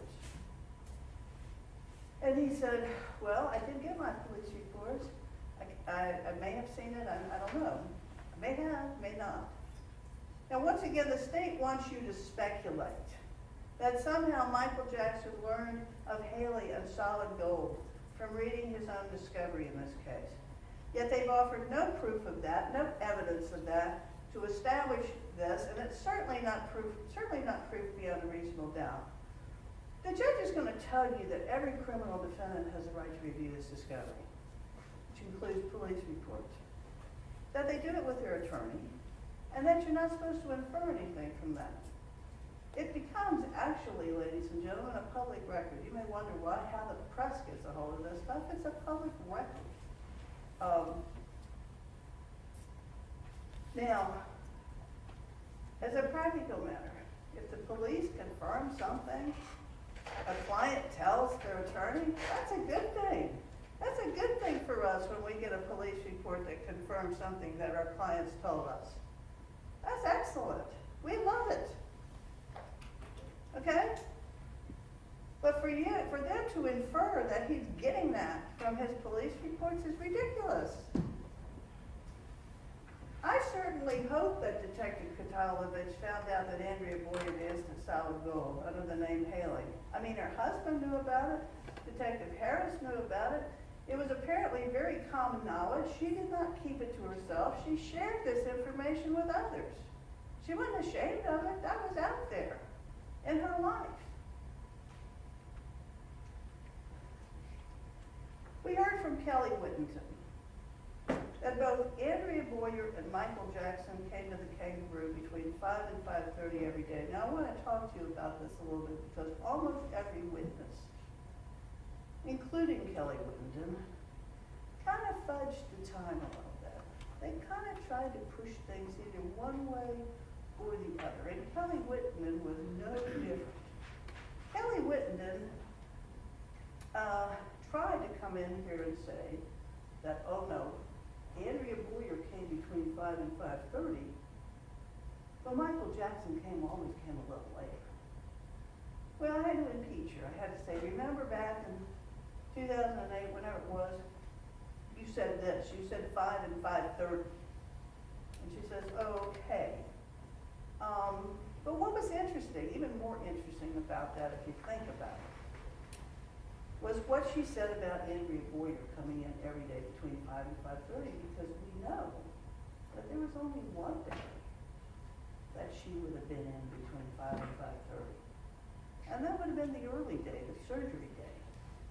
Any other day, she would have come in later because she didn't have to be there until 7. So what did that mean exactly? Was either Andrea Boyer, was she wrong? Was she mistaken? And that she only came in early on Tuesdays, the surgery days, and then the other days she'd come in closer to 7? Or was Andrea Boyer coming in every day early and doing something else before she had to go to work? We just don't know. I don't know. Can't tell you. You're gonna have to, figure that one out on your own. But routine is important, and I want to talk to you about it. Routine's important in evaluating time. And as I think we've agreed, trial here should be a search for the truth, and we want you to do that. Because you're collectively trying to find out what really happened here. And to know a person's routine is important. But as with any routine, circumstances can change it a little bit, depending on what's happening at the time. You heard a lot of people come in and talk about Andrea Boyer's routine on Tuesday, surgery day, and January 23rd was a Tuesday. We even called Chad Lewis, a former employee who had left a little bit early, just to give you more information, to give you another impression of what she normally did. We know she got to the clinic early on surgery day, Tuesdays, to get it ready for the day. And she did that on January 23rd. We know that. That's a fact. We know it was 5:24 when the alarm was disarmed. She would unlock all the doors. She would turn on all the lights. Everybody said that. She would check first, according to Dr. Harris, on the animals in the clinic. And one witness saw, when they got there, a light on the surgery side of the clinic. Remember, you walk in, there's the desk and where the employees are, and then farther down to the left is the surgery area. The lights are to be on in the surgery area, not on the clinic. We also heard from Dr. Harris that the animals didn't have their medication, okay? I'm not sure it matters about the animals having their medication, because let's walk through the rest of this. She would have wanted to walk the dogs in the clinic, in the kennel, before she took off her coveralls. Now, maybe this is just common sense, I suggest, but I would think you would want to be wearing those coveralls if you were outside walking dogs, because it was a cool morning. This is January 23rd, okay, so it's a cool morning. And we know that her coveralls had been taken off, right? With regard to the medication, I mean, maybe she thought Dr. Harris had been there late the night before, the dogs had had their medication, maybe a half hour, 45 minutes, maybe it wouldn't make that much difference, you know? After all, on most days, they didn't have their medication until 7 a.m. when the rest of the employees got there. So she opens up the trailer. We know that. We know she opened the trailer because it was open when the first employees, and remember the first responder, Deputy Cricket, got there. He actually saw the door slightly ajar. He and Sergeant Mills went in to clear it. I mean, she probably went in the trailer to put her soda in the trailer that she just bought. You can see she purchased a soda in the Kangaroo. She also purchased cigarettes, which were ultimately found in the pocket of her coveralls. So, she probably went in the trailer, put in her soda, and then she opened up the kennel and walked the dogs. Now, I think that's just common sense that she would have walked the dogs before she took off her coveralls, because it would be a lot warmer wearing them. Take a look at the kennels. The kennels were clean. There's fresh water and food. There's clean paper in the cages. The floor may or may not have been sprayed down. I mean, it's hard to tell. Ultimately, there was some water on the floor. Now, Dr. Harris did not testify that she went out and gave the dogs food and water, and I suggest that would not have been her role as the veterinarian. So somebody had to give those dogs fresh water and food, and I suggest that that would have been Miss Boyer. And then she took off her coveralls, and she put her keys right next to them. Now these keys, you know, had to be used to unlock the doors. She would not have put her keys on the shelf before she unlocked all the buildings, because then she would, if she had, she wouldn't have been able to get in the building. So everything had to be unlocked before she would have taken off her coveralls and put her keys up on that shelf. And everybody who testified said that was the normal place for her. That's where she put her belongings. Then we know she smoked half of a cigarette. I don't know how long this takes, but she would have smoked half a cigarette and put it up near the electrical box, which is the normal place according to every employee who worked there put a cigarette up on the electrical box. And as you heard, the rest of the pack was in her coveralls. Then we have the hose out in the courtyard. The 409 is there. One employee said she sometimes did work there in the morning. I mean, who else but who would have put this stuff out? Everybody else said the 409 would not have been there. The hose would not have been stretched out. You can see on that concrete pad by the back door, part of it appears to be slightly damp.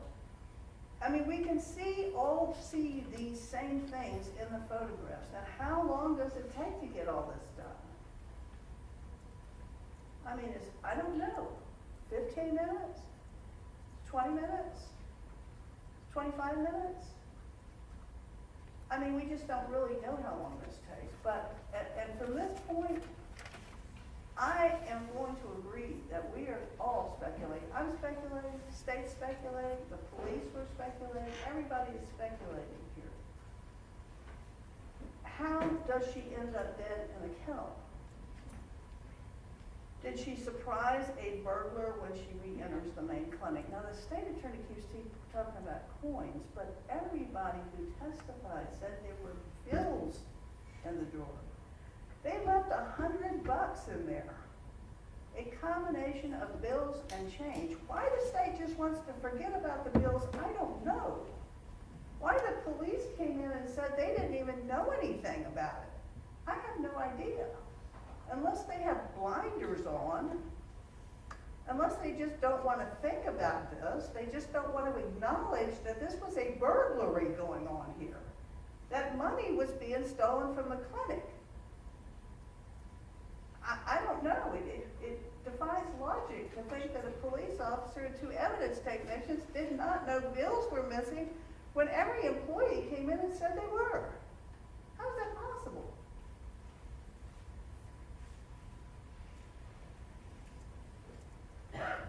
So does she surprise a burglar when she goes back into the main clinic, who's rummaging through the cash drawer? And then she runs to the kennel because maybe it's a safe place. Maybe she thinks she can lock those doors. It's concrete block structure. I mean, it's sturdy. Or does she go back to the main kennel and maybe he's hiding in there, and she goes back to the main kennel for something, and he follows her there and confronts her.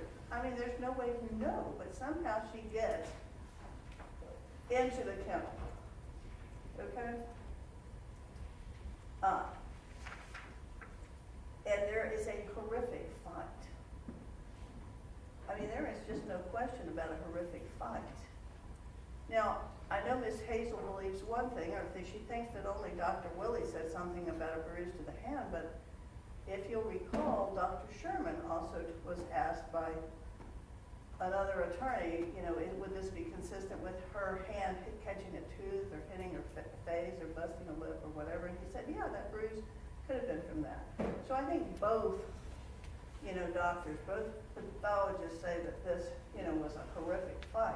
What I am having trouble with, and I've always had trouble with, the knife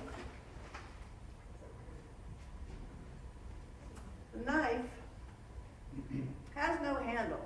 This knife is a knife blade. You'll have a chance to take it back. And it is perhaps the flimsiest thing I have ever seen in my life. I mean, this is a thin dollar store type blade. It has no handle. We have never heard about a handle. And then we hear that it's unclear, Deputy Bledsoe testified. He went there and the cleaning crew had either found this in the drain or laying on top of the drain. Now, it's never been linked to the crime. We don't know really if it's relevant, but anybody who is using this without a handle to cut somebody would have had themselves been having to grip the knife, the blade of the knife. There's no blood on it. There are no cuts on Michael Jackson's hands. And while Dr. Sherman concluded that perhaps this could have these are teeny tiny nicks on this, on Andrea Boyer's hands. He said possibly that this knife could have done that, but, you know, Dr. Willie said if somebody's coming at you with a knife and, you know, slashing at you with a knife, you're gonna have much more serious injuries. You're gonna have much more serious injuries if you're slashed with a knife. So, I don't know, you know, the evidence technicians on the scene didn't find this. I have no idea what this knife is, ladies and gentlemen. Maybe it was, maybe it wasn't. I mean, but I don't think that the state has proved beyond a reasonable doubt that that knife was used for anything.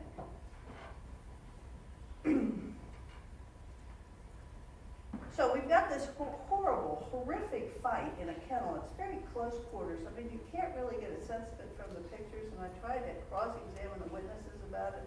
You could stretch out your hands and touch the kennels on each side. Medically, neither Dr. Sherman nor Dr. Willie could tell if she was strangled first or if she received the blunt force trauma to the head first. But I suggest to you that during this fight she was ultimately strangled first. And the reason I suggest that to you is that the strangulation was probably used to get her down on the floor. It would have, we heard from Dr. Willie, would have rendered her unconscious pretty quickly. And it was after she was down on the floor, and I think we can conclude that. I mean, that's one reason I wanted J.D. Thomas to come in here and talk to you about the blood spatter, because all the injuries to her head were sustained when she was pretty much face down on the floor. So how would they have gotten her face down on the floor? And I say they, we don't even know if it's more than one perpetrator here. How would they have gotten her down on the floor? Probably with the strangulation. I think we can conclude that this was not a planned event in terms of the killing. Does anybody really ever set out to kill somebody with a fire extinguisher? It was, I think, a weapon of convenience. It was there. Somebody saw it and said, let's use the fire extinguisher. Either that or maybe she grabbed the fire extinguisher to try to fight him off, her off. I mean, we don't know, we're speculating, but nobody really plans to kill somebody with a fire extinguisher. And I suggest it seems like whoever did this was enraged. It seems as though it was wielded by somebody who was angry, who was enraged, who was mad, who was just pounding ahead with a fire extinguisher. It wasn't cold blood. This was hot blood. Bam, bam, bam. But then the perpetrator goes through a series of acts which are bizarre. He hangs up the fire extinguisher? I mean, really? That's weird. It's almost as if he was trying to hide the weapon to maybe suggest that you could put it on the wall and not have anybody recognize what this is. I mean, why would anyone hang up a fire extinguisher? But then the lights are turned out and the door to the kennel is locked. Remember Chloe Summers, who we didn't hear from, but she had to go get keys from the other employee to ultimately try to take the dog back to the kennel and unlock the door, and that's when she found Andrea Boyer on the floor. And then ultimately she runs back hysterically, drops the keys that she borrowed from the other employee on the floor there. And we saw a picture of that. Then the other lights are turned off. I mean, we know that Andrea Boyer's routine was to go and turn on all the lights everywhere. So whoever did this turned off the lights in the main clinic and locked one of those doors. Not both of them, just one of them. And it could be, the sequence could be the other way around. It could be that he locked the door before going to the kennel and locking that door. We just don't know. I mean, there's no way. But then he hops over the fence on the northeast corner of the property. Now, and he leaves, we know that. I mean, you know that because Andrea Boyer's blood is on that fence on the northeast corner of the property. If Michael Jackson did this and was going to Grimes, this part of the fence wasn't not on the track he would have been going to Grimes. It's directly opposite going to Grimes. If Michael Jackson had did this, he would have hopped over the fence between Penske Truck Company and then gone through Penske Truck Company and gone out maybe onto Wells Road at the car wash. But that's not what we have here. That would have been the direction to Grimes. We have the person hopping off the northeast corner, which is that corner that abuts the 295 off-ramp. So it wasn't in the direction of Michael Jackson getting in Grimes at all. Now I want to talk to you about the state's theory of sexual assault. And when is that supposed to happen in the sequence of events? I mean, I understand that the police arrive and they see this half-naked woman on the floor and her pants are pulled down, and I completely understand immediately, thinking, hey, I mean, at least initially thinking, this looks like a sexual battery, because it does. It looks like one. Pants pulled down, I mean, that makes sense to me, but I want you to think about her underwear and the scrubs. They aren't just pulled down. It's not like somebody just pulls these things down. If you look close at the underwear and scrubs, they're all tangled up together around one leg. One leg's free, one leg, they're all just kind of wrapped together. The underwear are actually tangled up in the purple pants. It's not somebody just pulling them down to commit a sexual assault. It's more like somebody has grabbed a hold of her clothes. You know, these scrubs are loose, ladies and gentlemen, and she's trying to twist and turn and get away, and that pants and underwear end up wrapped around one leg. And the unsnapped scrub top is consistent with this as well. The bra straps, remember from Dr. Sherman, the bra straps on the back of her back, she was actually bruised by her bra straps.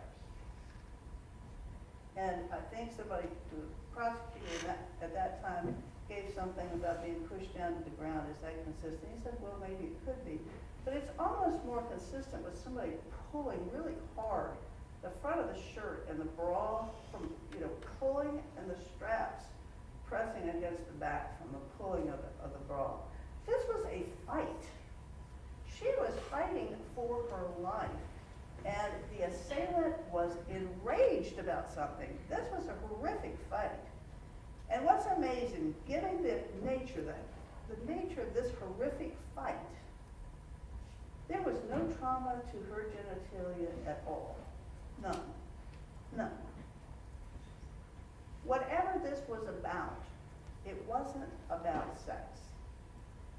But because the law enforcement jumped to that conclusion immediately upon getting there, Michael Jackson got caught up in that theory. And the problem, from the state's point of view, is that you can't put a square peg in a round hole. They want you to rely on coincidence and speculation. They say, isn't it coincidental that Michael Jackson lived right there at the Quality Inn? Isn't that just a coincidental? No, it's not coincidental, ladies and gentlemen.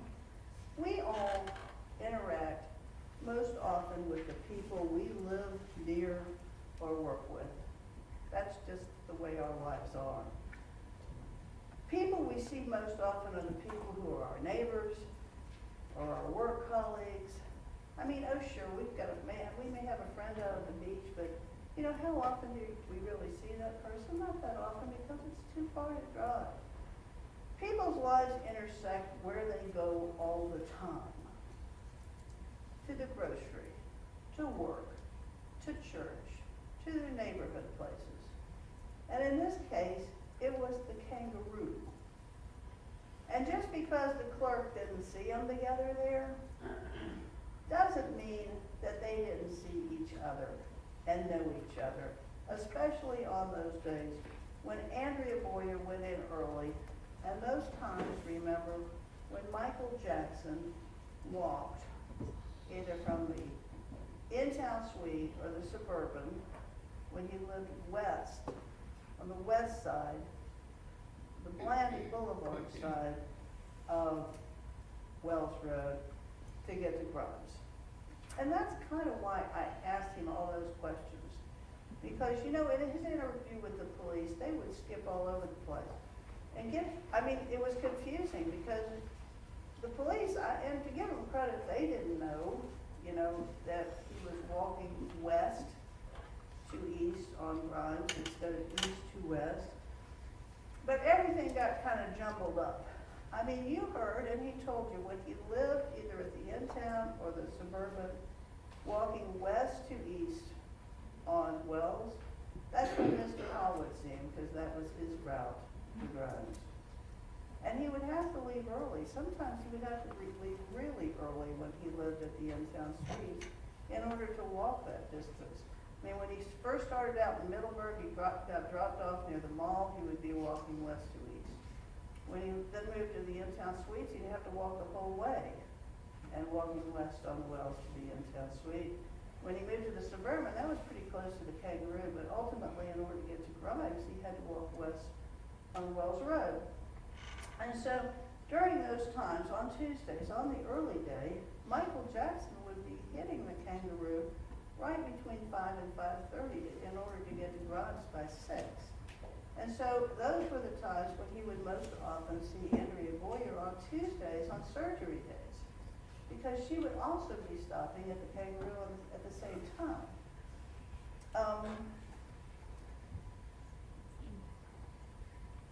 Now the state was kind of getting a little confused and confusing themselves, I think, because Michael Jackson, when he was talking about the alarm at 5:30, that's when he would get picked up.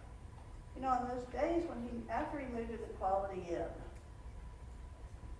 the supervisor would pick him up at the Quality Inn, and he'd set his alarm for 5:30 because he wasn't going to get picked up until after 6, after the supervisor left Grimes. He'd get picked up, and then they'd go to the job site. So when Michael Jackson was talking about setting an alarm at 5:30, it was after he moved to the Quality Inn. And I hope I made this clear when we did his testimony, but he didn't move to the Quality Inn until the 17th of December of 2006. And then, remember, they had 10 days off in the middle of Christmas break. So, and then there were only 23 days before this homicide. So during that period of time, Michael Jackson thought he got picked up by Sean Romney most of the time. And Sean Romney actually ended up kind of saying that. He said he picked him up 13 times. Well, if you figure out the weekend, cull out the weekend days when nobody was working, cull out the Christmas holidays, comes out to about 15, 16 days, or the only amount of days that are in there between the 17th and the 23rd of January. But you heard Michael Jackson's routine was to work every day. And you've got his time card. And he worked every day. Every day. Every day in January he worked. He worked the 23rd, 2nd, 23rd, 24th, 25th, 26th. Next week, worked every day. Every day.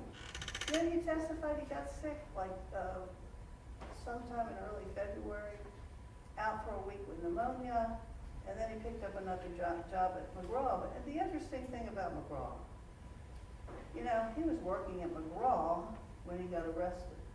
It's very important here, because you know how he would walk? He walked to McGraw from the Quality Inn right past the vet clinic every day. Wearing work boots, he'd walk.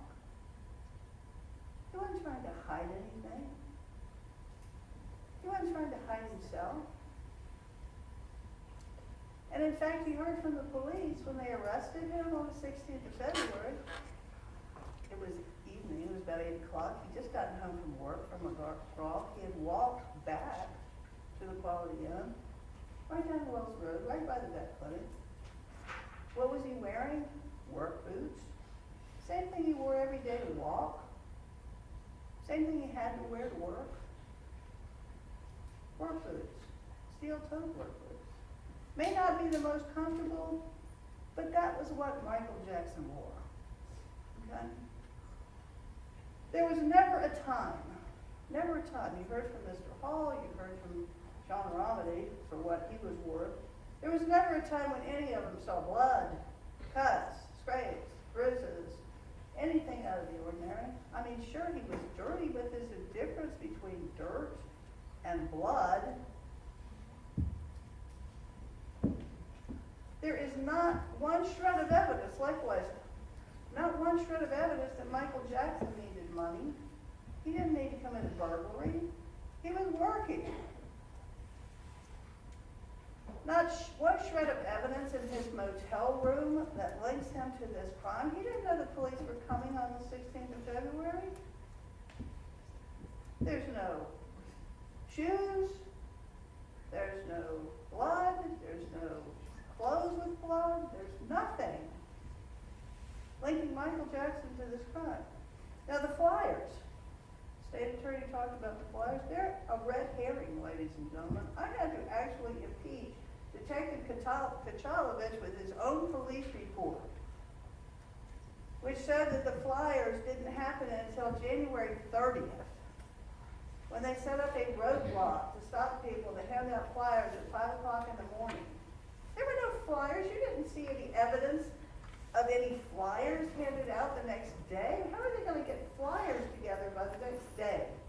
And why would they set up a roadblock specifically to hand out flyers on January 30th that they've been already handing them out all week? Why would they do that? It's ridiculous. When he was arrested, Michael Jackson allowed the police to search his room.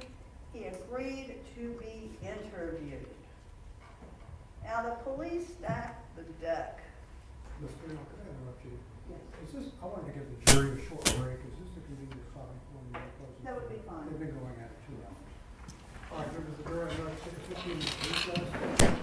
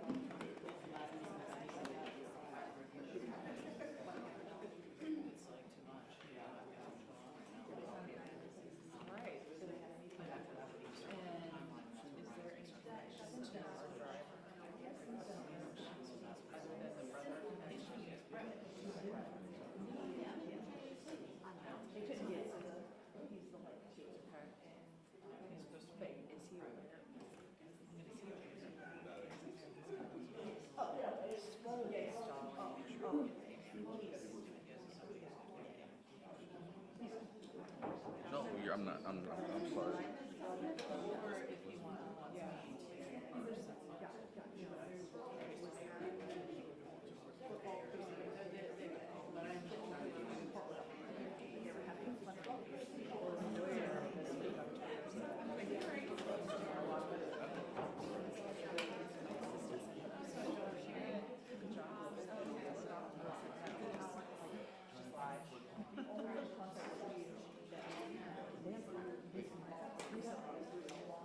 Okay, so I'll just stay there.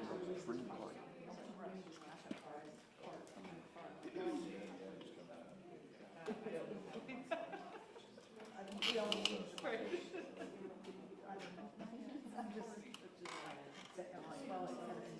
Well, this is, thank you for updating me. I've been done a couple things this, and you guys updated me on something that I was like, why don't I know about this? And Lee is fantastic about keeping me in the loop. You what? Yeah, yeah. Oh my gosh, how awesome this is. So this is the first I'm done on Monday. So I'll get you on Tuesday morning. I'm telling you, I'm like, hey, is that a good week? She's like, yeah. I have a long story. I'll tell you later. But no, I'm driving. I'm like, you can tell me. I love that man. Oh, you too.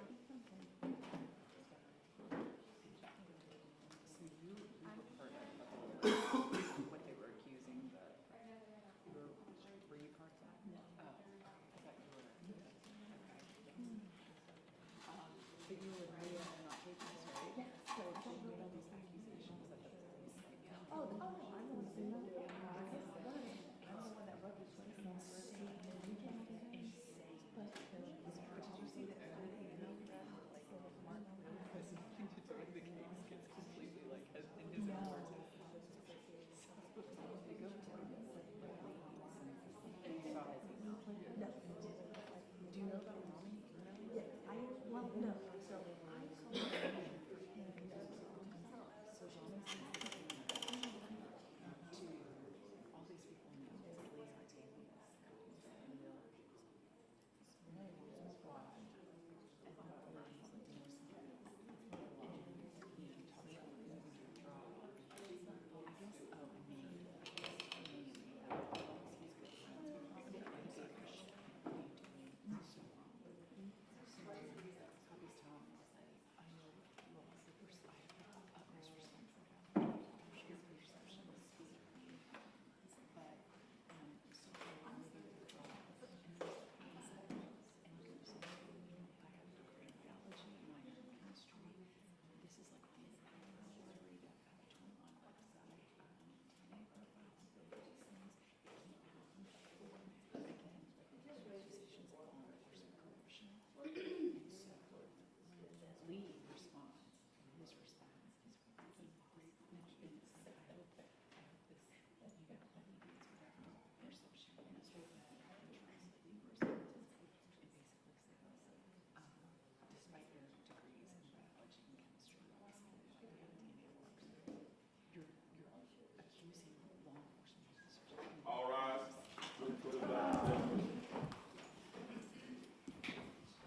Please be seated.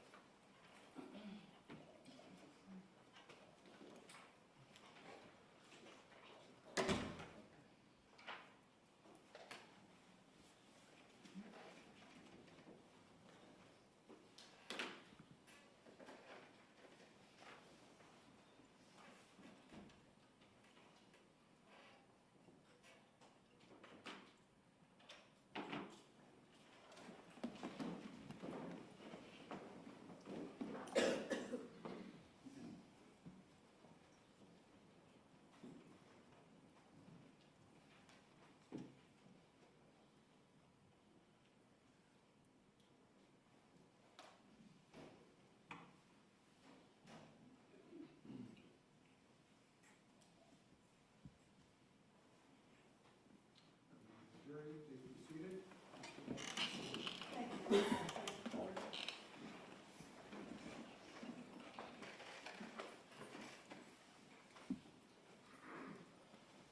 talking, ladies and gentlemen, about there being not one shred of evidence found in Michael Jackson's motel room that connected him at all to this crime. Not shoes, not pants, not anything. Now, Miss Hazel had suggested that somehow there was a book on the table that was of interest. I couldn't quite catch her drift on that. Mr. Jackson had said he thought that it was Rosemary Goolsby's book. It certainly isn't about killing anybody or raping anybody or anything like that, or I think all this stuff was collected.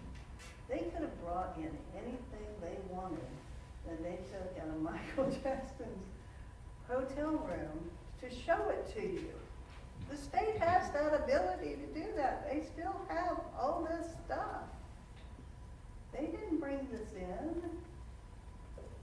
It's not evidence in the case, okay? It's one of those things that they just throw out there and they want you to worry about it and think maybe there's something there.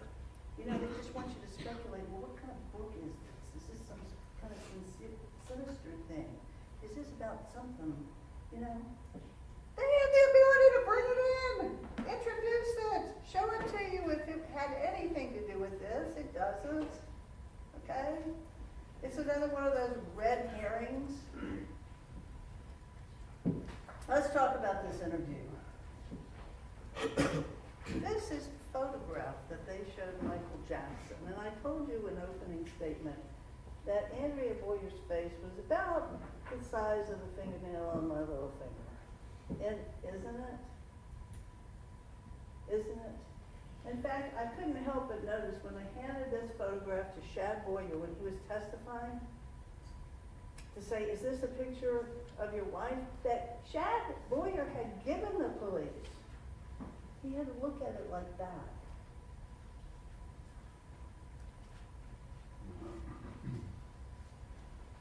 Could they have stacked the deck anymore? I mean, is there a reason why they couldn't give a normal photograph to Mr. Jackson? Could they not have blown that up to show a picture? And you could see that Michael Jackson has problems with his eyes. I mean, it was obvious, I hope to you, that he has a lazy eye. They haven't rebutted that. He's had a lazy eye since he was born. He can't focus on things close up because his eyes won't come together. He knew Haley, but he did not know Andrea Boyer. What else, I ask you, what else can Michael Jackson do to prove that he didn't do this? That, of course, is not his burden. And y'all promised me that you would keep the burden on the state of Florida to prove beyond a reasonable doubt.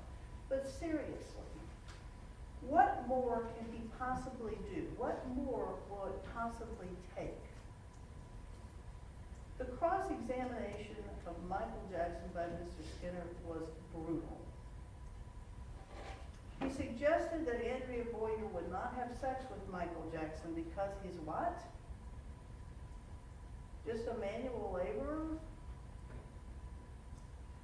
He asked him, how many other Caucasian women have you had sex with? I mean, how insulting is that? What does that have to do with this?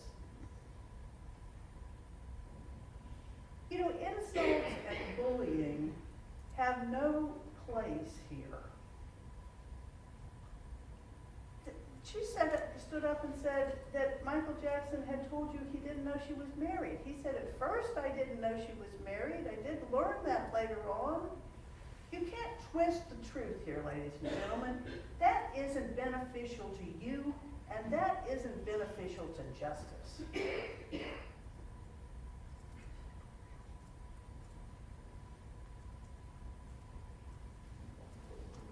Miss Hazel's explanation of Michael Jackson's interview took stuff completely out of context.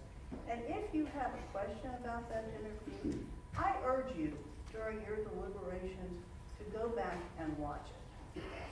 Go back and watch it. She said something about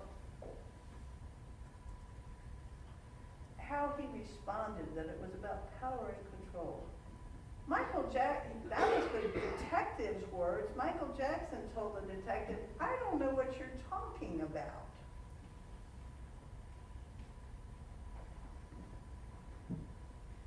The bottom line here is that Andrea Boyer did have a double life. There's no question she worked hard. She was a great vet tech, but she also worked as a stripper.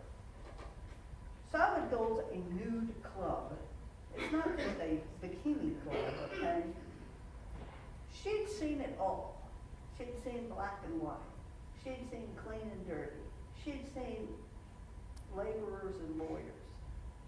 She had seen it all in the strip club. She went by a fake name of Haley, so she used a fake persona.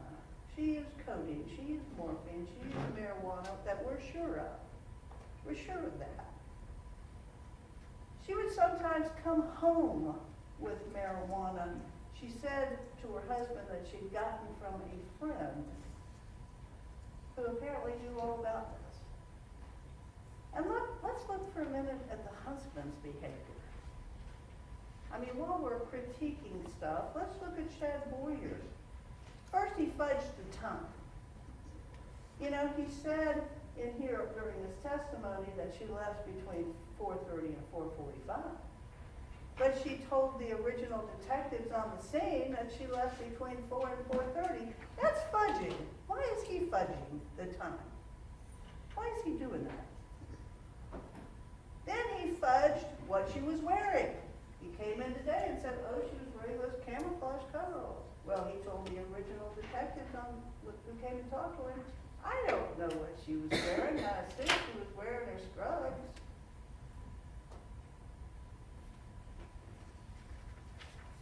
Then he acknowledged getting a phone call from an employee. He couldn't tell us the name of the employee, but the employee told him something bad had happened to his wife. And he stayed home. He didn't try to get a ride to the clinic. He didn't ask a neighbor for a ride. He didn't call the police for a ride. He just stayed home. And then his first question to the police, when given the death notification, is it about drugs or money? That's weird. Drugs or money? What does he know that he's not telling us? She's out the day before trying to score drugs from Michael Jackson, weed. Who else is she hitting up? Why would Shad Boyer immediately ask if her death was related to drugs or money? The prosecutor says, oh, well, why would Michael Jackson and Andrea Boyer go all the way from the Chevron to the Suburban to have sex? Well, do you really think Andrea Boyer wants to be sitting in the parking lot of the job she loved, scoring drugs and having sex in the parking lot when somebody could show up? Do you really think she would do that? I don't think so, ladies and gentlemen. I think that's ridiculous to think that she would be scoring drugs and having sex in the parking lot of the vet clinic. I suggest here that there's a side to Andrea Boyer that we know nothing about, that the police have not investigated at all. Yet the state throws in just everything, the kitchen sink on Michael Jackson, some relevant, some not. One suggesting that he has some kind of a book that's sinister on his bedside table. We suddenly hear about a tan jacket. Why is a tan jacket important in this case? It would be if somebody had left a tan jacket at the scene of the murder, maybe. You know, or if a tan jacket had been found with blood all over it. I mean, is a tan jacket relevant to this? We didn't hear anything from the Goolsbys about the tan jacket. We didn't hear anything from Frank McEnany about a tan jacket. But we get to Sean Romney. Sean Romney came in and testified. He was with Michael Jackson all day on January 23rd, all day. There was nothing wrong with Michael Jackson, nothing out of the ordinary with Michael Jackson. He sat right next to Sean Romney. Michael Jackson and Sean Romney are next to each other in the front seat of a company work truck. He didn't see any blood, no cuts, no bruises. But then he says, oh, but, you know, really wasn't paying any attention. Of course you wouldn't pick, but, you know, blood, I think, would be something that would stick out. I mean, somebody with a bust of blood, black eyes, scratches all over them, torn clothing, looking like they've just been in a horrible fight. I think that might stand out a little bit, you know. But then he says, oh, and, you know, he just suddenly stopped wearing this tan jacket. Well, who wears a white jacket, tan jacket, white jacket, whatever color jacket it was? Who wears a light colored jacket to a construction site? I don't care if he's working outside, so he's wearing a jacket if it's cold. They said, oh, he just wore it to work while he's in a warm car, but then takes it off as he's getting it. Oh, come on, people. This is just pure speculation on her part. She's just making stuff up. And maybe he brought tennis shoes to walk in. Not a single person ever saw him walking in tennis shoes, but Sean Romney says, oh, maybe he put some tennis shoes in the truck to walk in. Well, that's not what he was walking in when he was arrested by the police on 2/16. He was walking in his work boots. It wouldn't have been difficult for him to go buy another pair of tennis shoes if he wanted to walk in tennis shoes, but that wasn't what was going on. So what's really happening here, ladies and gentlemen? Are they just trying to throw stuff out at you in the hopes that you'll hit on it and just go with it? I mean, you know, it's not searching for the truth. Finally, he admitted after saying he never drove him before 123 that he drove him 13 times, which is about as many times as there was from the time Michael Jackson was staying at the Quality Inn on December 17th to January 23rd, considering there's no work over Christmas. And then suddenly he said, hey, but after January 23rd is when he wanted rides because of these flyers that were being handed out. Well, we already established that the flyers weren't handed out until the 30th of January. And then he adds, one time he came to work without a shirt. Whenever that was, there's no date on it, there's no time on it, there's no circumstances of it. And so he would have been without a shirt. Did you hear Jason Hall ever say he saw Michael Jackson without a shirt? He would have been asked to go home to get a shirt if he'd have showed up without a shirt. You can't. I don't know where half of this stuff came from Sean Romney, but I suggest to you that it was just not credible. We did hear from Jason Hall and Sean Romney and Frank McInerney. Everybody said you had to wear steel-toed boots. And that's what Michael Jackson had on the day he was arrested. Let's talk about the elephant on the bookcase, bookshelf, however, the 1986 arrest and conviction. Michael Jackson did it. He pled guilty to it. He got convicted of it. 3 felonies, 1986. It was bad. He was 16. He himself was being molested by an older woman. It was a horrible time in his life. He did a bad thing. He paid the price. That young lady, while she had a terrible experience that cannot be minimized, that no one should endure, she wasn't hit. She wasn't strangled. She was not bludgeoned to death. She was not a stripper. She was not a drug user. She didn't know Michael Jackson. Does this really have anything to do with 2007? Have we become so jaded as a society that we no longer give someone who makes a mistake at age 16 a second chance? How does this have anything to do with this case? It doesn't. It shows how desperate the state is due to a lack of evidence to try to prejudice the way you view this evidence. Go back for a minute and think about the physical evidence at the scene of the vet clinic. There were footprints all over the place, in the dirt, on the floor, identifiable footprints. You heard that there was no evidence of any match to Michael Jackson. Now, not just the shoe, but the size. Nothing about him matched Michael Jackson. There was no evidence linking him to the scene other than the evidence of recent sex with Andrea Boyer. We have to have a little bit of an adult conversation about this, ladies and gentlemen, and I apologize. But there was no semen on the floor where she lay. They used a Lumilight to go over her body. Nothing fluoresced on her body at the scene except slightly on her socks, slight. The floor was wet, but not from being drenched with a hose, according to J.D. Thomas, because the blood that was there was not diluted. Remember that horrible steady stream of blood that flowed from her body towards the drain.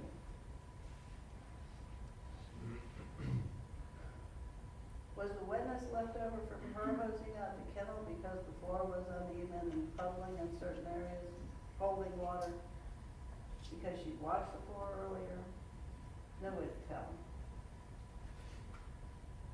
If she was bludgeoned and turned over and then sexually assaulted, and this is why I asked J.D. Thomas about the bloodshed, there would be handprints in the blood, there would be handprints on the floor, there would be knee prints. I mean, if somebody's having sex, a man, friends, hands, knees, there was nothing on the floor at all consistent with that.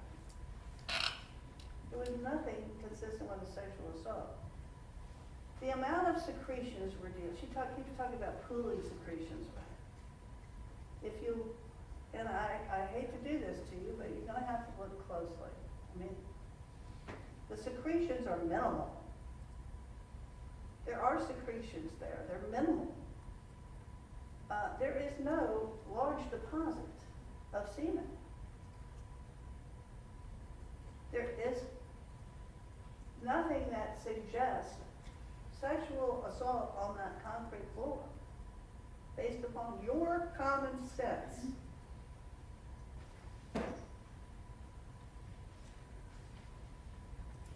State attorney telling you that she was raped doesn't make it so.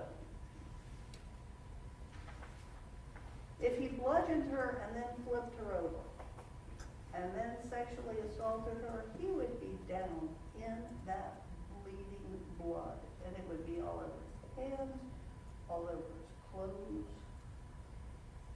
If he had sexually assaulted her and then flipped her over and bludgeoned her, possibility. Why would he flip her back?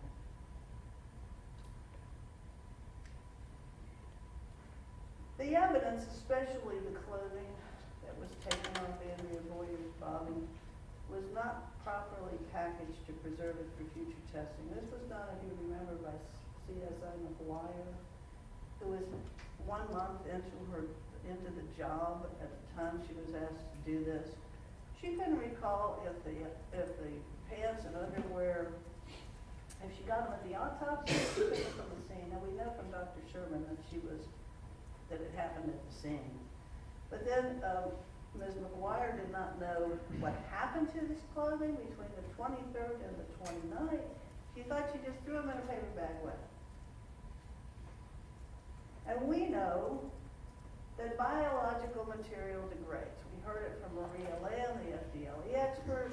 We heard it from the crime scene specialist, J.D. Thomas. Improper handling can absolutely ruin one's ability to get anything off of clothing later. And so the fact that they didn't fluoresce when she supposedly lumilighted them a week later on the 29th, that doesn't prove anything. It certainly doesn't prove that Michael Jackson didn't have consensual sex. Her vehicle was never processed. That may have helped establish the sex in the front seat, but that's been lost to us. trailer wasn't processed, the surgery area wasn't processed. As we've talked about, the detectives and ETs never even knew until this trial, 16 years later, that bills were missing from the cash drawer.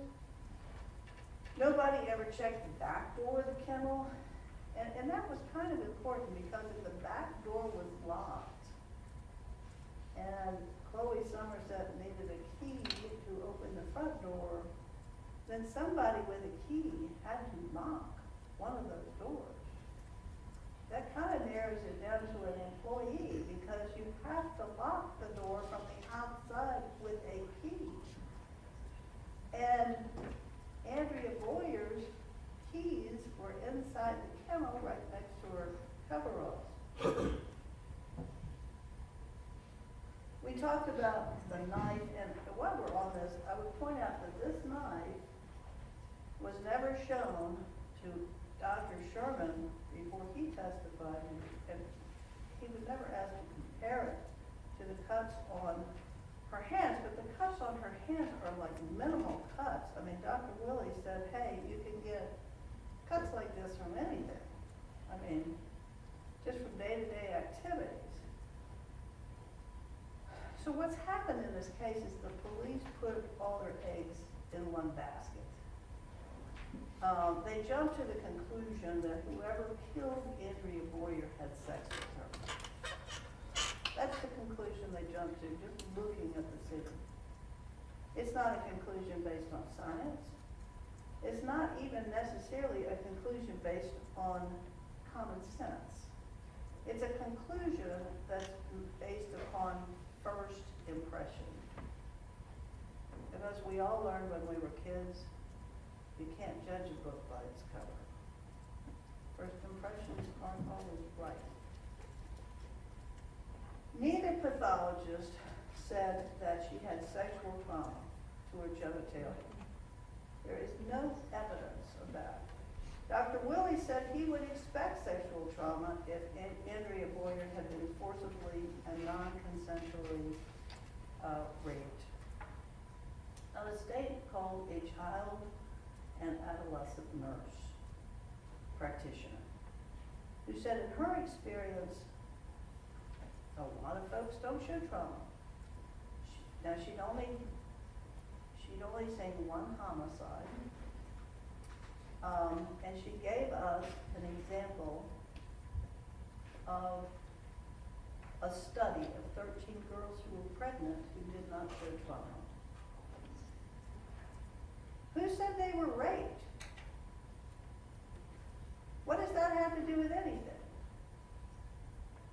When asked about the literature I had that showed 50 to 90% of non-consensual sex victims showed trauma, she said she wasn't even familiar with that.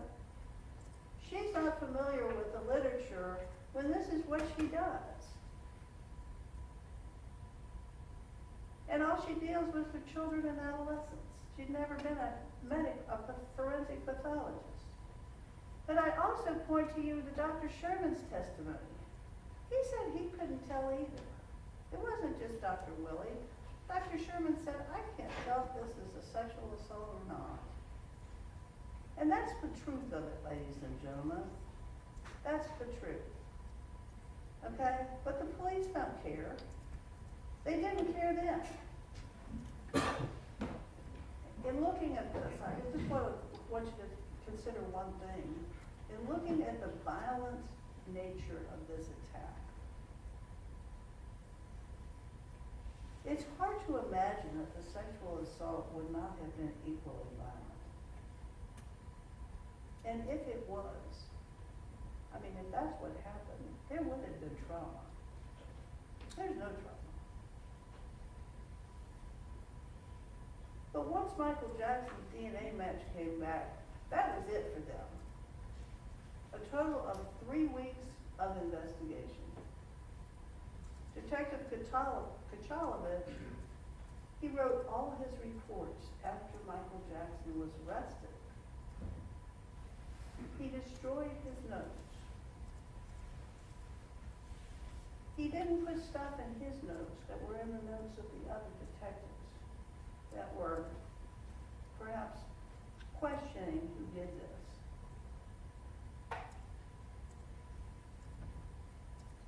Facts like the time it took, the time Sean Boyer said she left.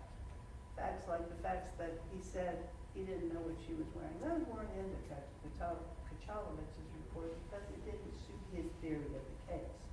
His theory of the case that, oh, it had to be Michael Jackson, who, fleeing from a vet clinic, runs down the railroad tracks in the dark, somehow making it to Grimes Construction in time to look perfectly normal. That was his theory. Consider for a minute Michael Jackson, if he was the perpetrator, having been previously convicted of a sexual battery and knowing the importance of DNA evidence, knowing that unprotected sex can leave DNA evidence. Does it make sense that Michael Jackson would have sexually battered this woman, leaving his DNA at the scene? No. Now, the state suggested that the reason he didn't leave fingerprints was because he was wearing gloves. Remember, we heard gloves, gloves, gloves. These weren't gloves. So important to conceal his fingerprints. Of course, they don't have any blood on them, you know. But I ask you this question. If it were Michael Jackson, why take the time to conceal your fingerprints with gloves, but not wear a condom to keep your DNA from being left at the scene? That doesn't make any sense at all. And why would anybody leave the body in a position suggesting a sexual assault if he was staging the scene, hanging up the fire extinguisher, locking the doors, turning off the lights? It doesn't make any sense. There were 2 additional pieces. We brought you information. I don't know if it's important or not, but we brought you information. We brought you Byron Anderson, who saw a truck leave at 5:45. He said it was a gray truck. He was on his way from work. The truck was hovering in the parking lot of the vet clinic with its running lights on. Not its headlights, but its running lights. As though it were going to pull out, but the lights weren't on yet. He didn't know which way it went. He reported it to the police the next day after he heard about this. So we know there was a car there. It could not be Michael Jackson. He didn't have access to anything like that. Then we brought you the video of the person walking. You'll have that, the ability to look at that. The times are important because there's a whole big time frame there. What's important about this, 5:15, I've suggested it's a man. The detective said it could be a man or a woman. It looks pretty much like a man, but you look at it. 5:15, he's walking from Lansing side east, in front of the car wash, which we know isn't far from the vet clinic. 6:07, walking east to west, this time with a bag. Could not be Michael Jackson. I mean, 6:07, there's no way he would be able, even under running through the railroad tracks or whatever, dropping your stuff in the retention. There's no way Michael Jackson could possibly be this person at 6:07. No way. He would not have had time under any circumstances to get to Grimes, you know, even with a motorcycle. Bags were available in that vet clinic. They're right by the desk. Right by the desk in the vet clinic. We know the person rummaged through the cash drawer. Now, I don't know if this is the guy. I'm not telling you this is the guy. I have no idea who this is. But the time is right. I can tell you, ladies and gentlemen, there's every reason to doubt that Michael Jackson did this. His work records, the people at work who saw him, the fact that he worked every day afterwards and did not flee, The fact that there is no DNA evidence, there's no evidence at the scene at all, nothing connects him to the scene except for the DNA. We ask you, ladies and gentlemen, to really consider this and return verdicts of not guilty, because there is every reason to doubt the truth of these accusations. Thank you very much. Mr. Chair. I have one more.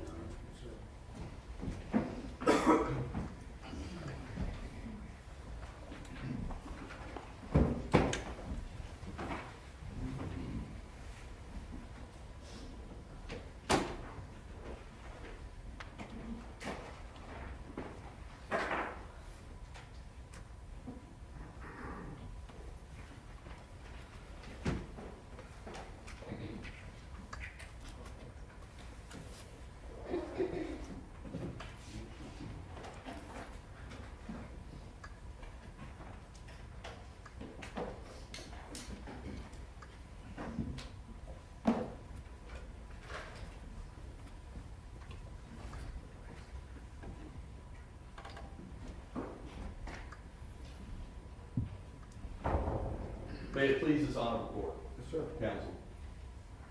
Ladies and gentlemen.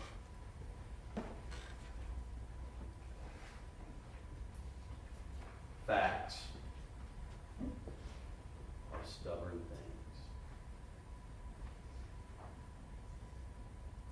Facts are stubborn things. Whatever may be our wishes, our inclinations, our passions, the dictates of our passions, they cannot alter.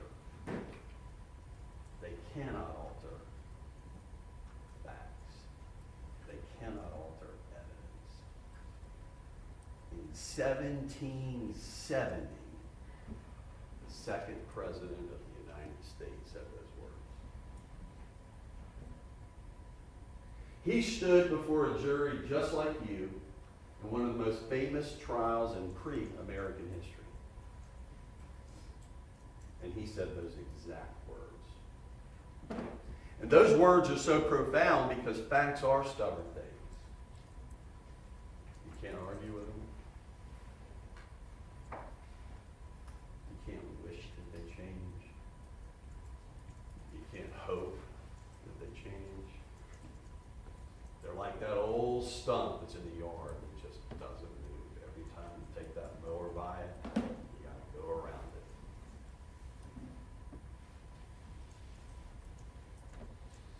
I asked you the last question when we selected you as a jury, can we all agree to use your God-given common sense?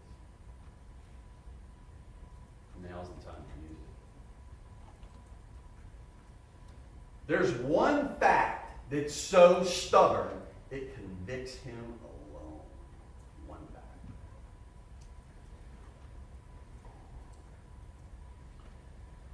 If you accept the story that Miss Fennell just advanced through her client, then you were saying that science isn't right, isn't correct. You know, if you climb to the top of the Freedom Tower in New York City and drop a penny off the top, that's 1,776 feet high. And yes, 1776, the height of the Freedom Tower, where 9/11 occurred, that was intentional by the builders. You climb all the way to the top in New York City and you drop a penny, gravity takes over. You can't argue with it. You can't wish it away. You can't say it's possible gravity won't take effect. You can't say the penny will go up. There's only one way it's going. If you walk through a forest and come upon a tree and you see sap emitting out of the tree, it's only going one way. And that's down.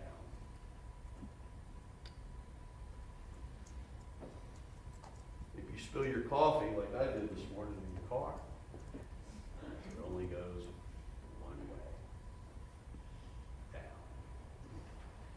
stack of pancakes on your plate, and you pour syrup on it, it seeps down the sides of the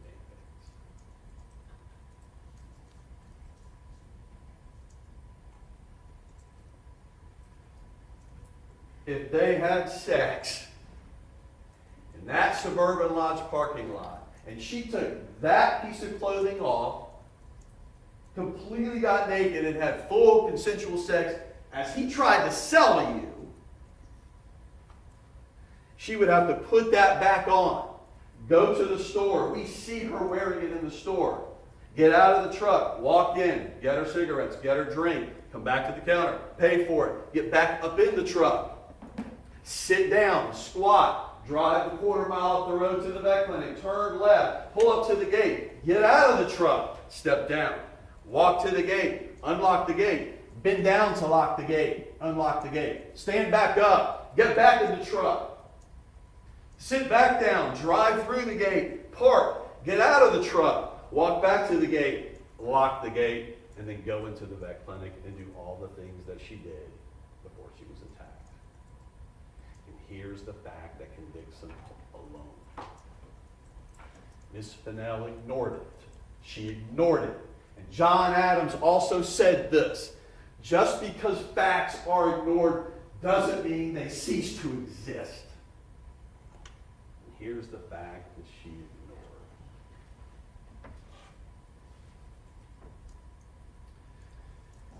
If all that had to have occurred, there would be semen on that underwear.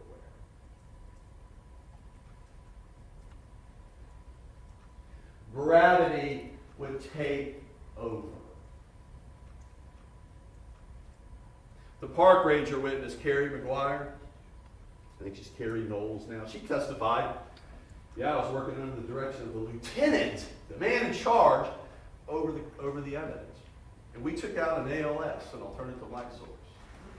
And we even set it on the setting that looks for one thing, semen. I think the number was 480 on the spectrum. She said, depending on the setting, you're looking for blood or saliva or semen, and it differs. They put it on the exact setting looking for semen and scoped her entire underwear and found not one drop of semen. That fact alone completely destroys what he tried to tell you yesterday.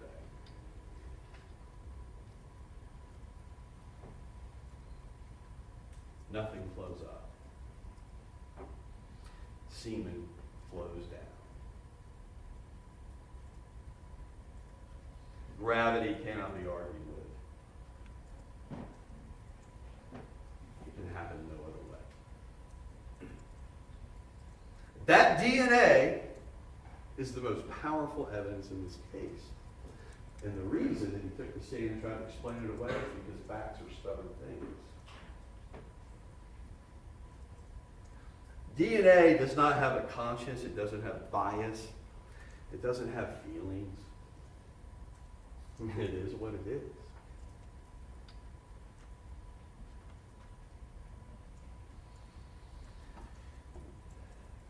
The fact that gravity should have taken over, if you believe that story, and there's no semen where it should be on those underpants, I should just sit down and let you go convict them.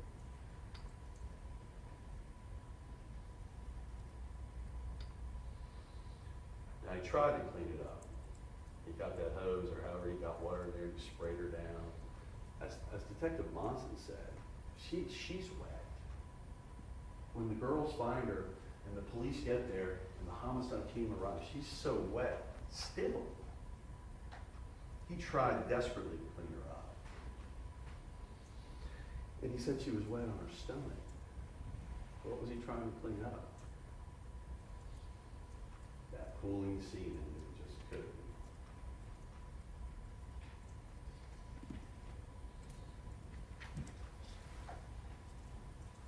Now, Miss Fidel spent a lot of time in this trial talking about what wasn't done. Wow, we got a penny on the ground over here. We got a dime on the ground over there. And a lot of what they didn't do, we are asking you to focus on what the state of Florida presented to you, which is evidence, which is what the police did do, which is the evidence they did collect. And look at it. He tried explaining it away in his interview. He tried explaining it away right there. A 3-time convicted felon, that you now can consider bearing on his credibility.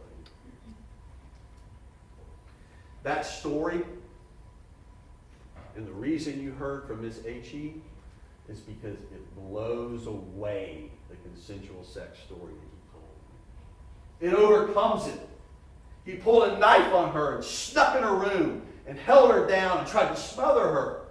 And he took the stand and says, I had consensual sex with this victim this many years later.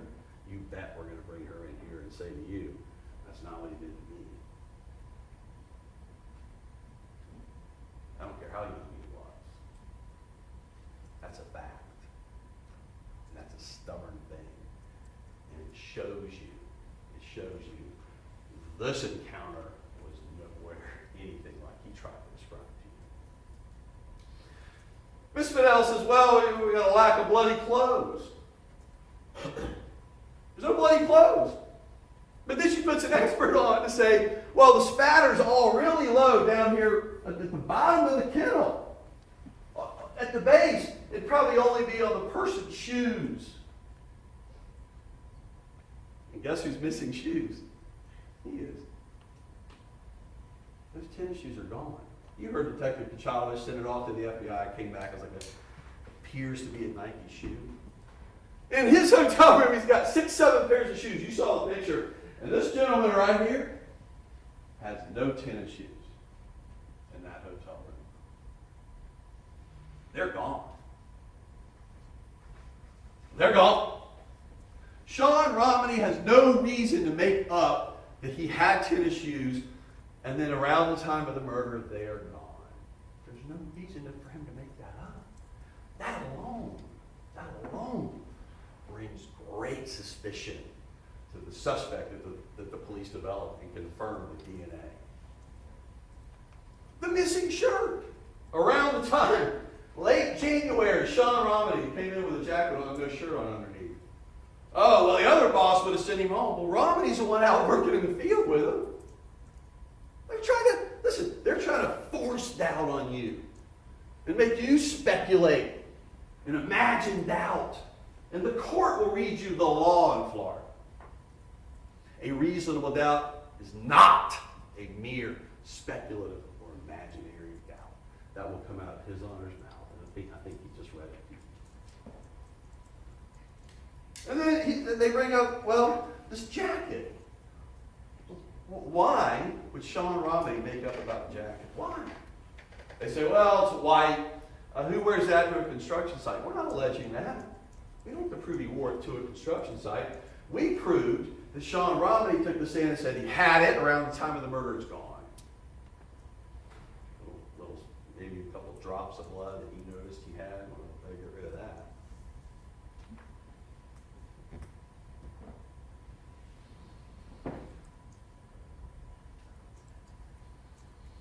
How would Sean Romney know he had a white colored jacket? How would he know that if he didn't wear it to work? You wear a jacket to work in the morning, come in, sign your time sheet, sit down, have your coffee, go get in the truck, drive to your job site, and when you get to your job site, you start working, you get hot. What do? You take it off. Well, you're not saying he wore it on a job site. Ms. Fidel, again, trying to shove and force, make you speculate about hardcore evidence that cannot be argued with. His boss has no reason to come in here and say, oh, you have a white jacket. And he's right. And then when the defendant gets on the stand, I ask him about it. You have a white jacket? No. I have a light jacket. He's a beige. What happened to that? Well, I got rid of it in December. I gave it, or whatever. I got rid of it. I gave it to somebody, or whatever it said.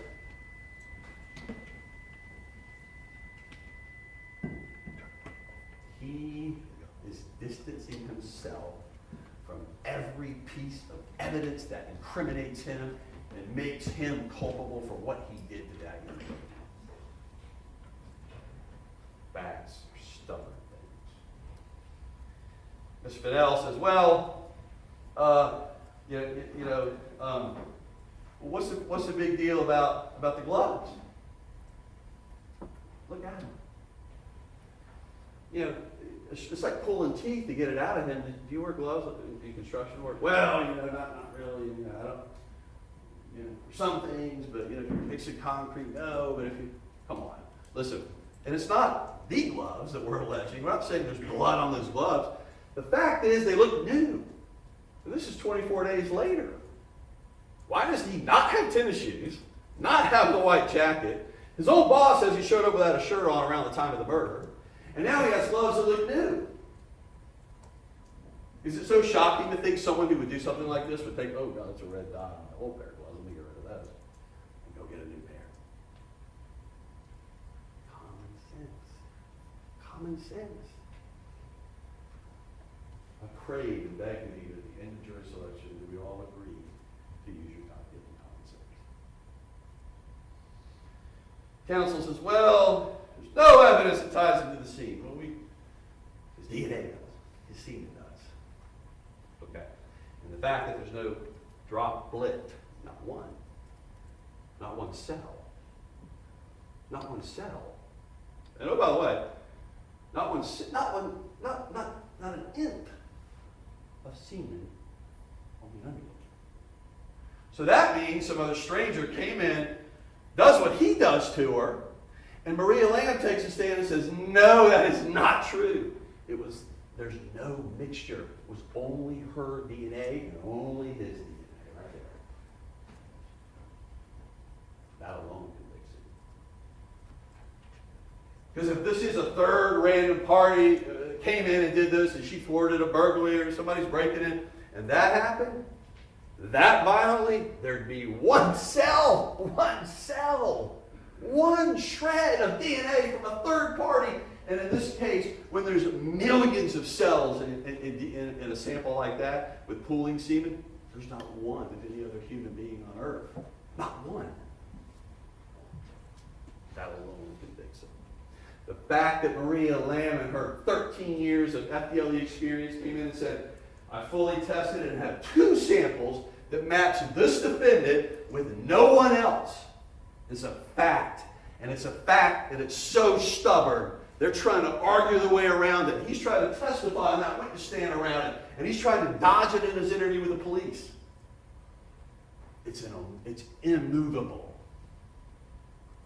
And it doesn't even have bias. It doesn't even have an opinion. Because it's DNA. The most powerful evidence I submit to you on the face of the planet. Just as powerful as the assurance of gravity should have taken effect and left semen somewhere on that underwear if what he told you was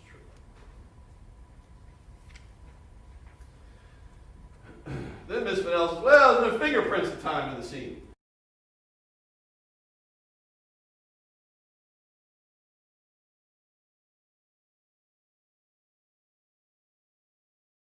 Bathing dogs out there when she gets there that early in the morning.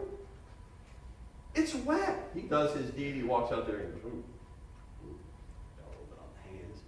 You get that hose, you wipe your hands off. Look down, maybe you got a spot or two. It's dark, but listen, he jumped the fence. We know that. That's a fact. But when he puts his leg up there and jumps over that fence, that's why the blood's there. Because their own expert says, a lot of blood down low. You can look at the spatter and you can tell the blood is low. As he's cracking open her skull, it's spattering out into the cages. It's low. And he said, I wouldn't expect it to be much higher than even the shoes. The counsel says, well, why would he go that way? Forcing down on you. Why would he go that way? His work's the other way. What, does she expect him to walk out in front of the Wells Road, just come out of the clinic right there in the broad daylight? Yeah, she's going to walk down the road. Oh, by the way, carrying the fire extinguisher? Was he supposed to bring it with him? He blended in. He took that fire extinguisher and hung it back up. You know why? Because you can't walk down the road with a bloody fire extinguisher in your hands with her hair hanging off the bottom of it. That's why he hung it back up. That's why he just decided to go blend right back into work. That's where he hid in his everydayness, his life. That's what he did. And if you accept, you saw me crossing. This gentleman said there's a truck kind of parked out in front of the vet clinic at 5, whatever. I said, you don't know if he was turning around. No. That's right about the time he'd be cleaning up. And it spooked him to go in that direction. Let's go walking out with a fire extinguisher with a random witness out there. Head back toward Grimes, which is this way. The fence that's got the blood on the post is that way. No, if there's somebody out there parking on, maybe one of the other girls is starting to pull in, headlights, somebody turns into the car wash, headlights should be that way. Spooks him, he goes the other way. Makes complete sense. But I don't have to prove which way he goes. The state of Florida doesn't have to prove how he ran, or how he worked his way along the shadows, or how he worked his way back out the wells, crossed over and went to work, or whether he stayed along the tree line behind the businesses, behind the trucks, behind the car wash, and then to work. We don't have to prove which way he went to work. She's acting like we do. It's trying to be forced out on you. You can Monday morning quarterback every case like this. That's forcing doubt onto you. You bet there's not fingerprints because he got water out and watered everything down. Don't let him get away with this because he hid evidence. He got rid of shoes. He got rid of some shirt. There's spatter on that shirt. He got rid of it for a reason. Went to work one morning around the time of the murder for a reason. In the winter. Sean Romney, he has absolutely no reason to make up any of those facts. Yeah, boys, you spend a lot of time trying to make you think that he does. He doesn't. He's a laborer for him. He's a laborer for him. I think she mentioned, well, they have these coins on the ground and they were tested for either DNA or prints. Then they put on a witness, their own expert in crime scene reconstruction. He takes stand and goes, yeah, that's a shot in the dark. I think was the exact words he said. They're witness. And they're still presenting it to you like, well, there's reasonable doubt. Folks, that's just simply put, that is unbelievable. That is unbelievable to try to make this assumption that, well, the state of Florida should have done this, should have tested that coin. How many questions did she ask Deputy Monson, Deputy McGuire, the one who was the park ranger now? Oh, we had a coin on the ground. What happened to that? You test that. And then puts on an expert to go, bam, nothing to that. That's a shot in the dark. I wouldn't have done that. Why is she doing that to you? Who's trying to confuse who in this courtroom? The state of Florida is presenting evidence to you of what we have, and fact, and laying out witnesses about what they saw, and putting on alarm code numbers that are exact, and putting in surveillance videos that have the exact time on them. And she's coming up asking witnesses, well, is it possible that? Yeah, it's possible. Is it possible that this? Yeah, it's possible. Could it be that? Yeah, maybe it could happen.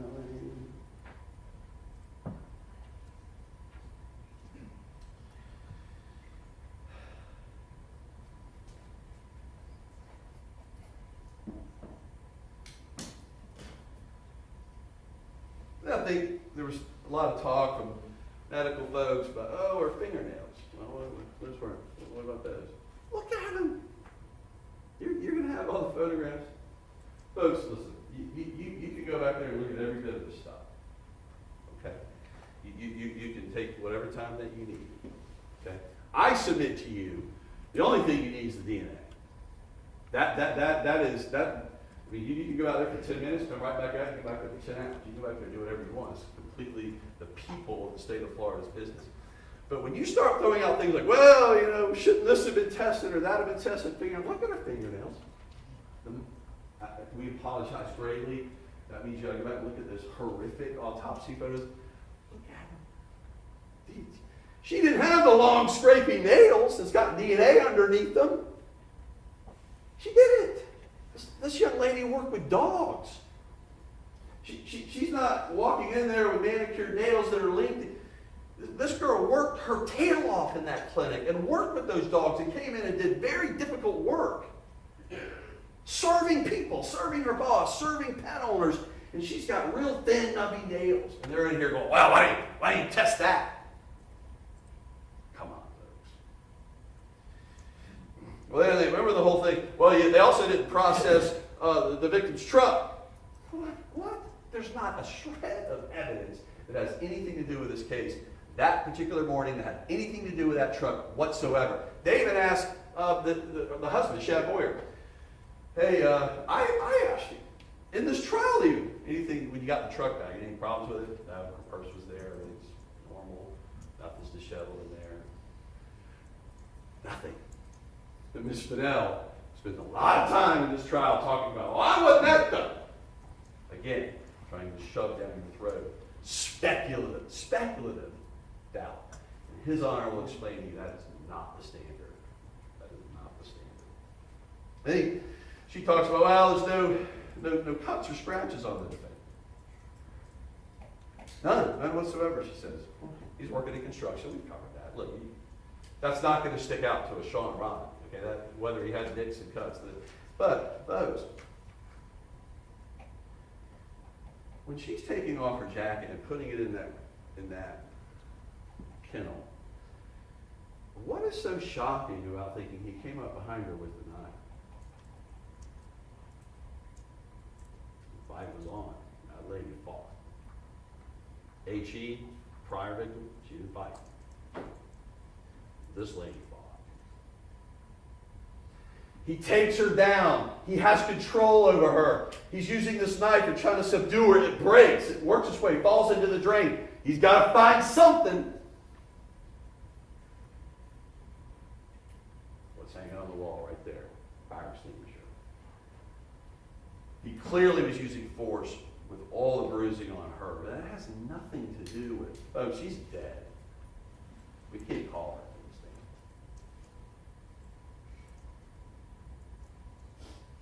We don't have to prove he has scratches on him. She acts like we did. He did not. But as he attacks her from behind, takes her down, he has his way with her, he does what he does, and she continues to fight, And by the way, the scratches that she has on herself, she's chalking this up to, it has to be like a mutual combat fight. While she's flailing and he's kind of pushing her down to the ground or pushing her up against the cage, and if she's flailing those arms, she could get those things from the cages. She took the lead. Miss Fennell's trying to argue, well, the only way to get those is she's fighting with this guy. Again, forcing you to imagine things.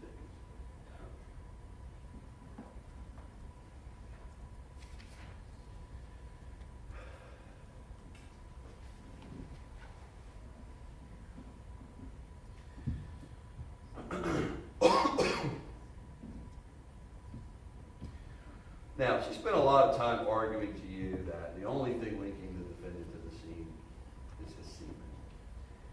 Well, that's just not true. Okay, I cross-examined him, and I said to him, you're sleeping, you wake up, boom, your eyes pop open that morning in a motel not a quarter mile, half mile, whatever it is, it's right there.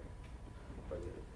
The Wells Road Vet Clinic is right in between where you walk to go to work. He fought us on this question, but listen, we owe no apologies to asking him difficult questions.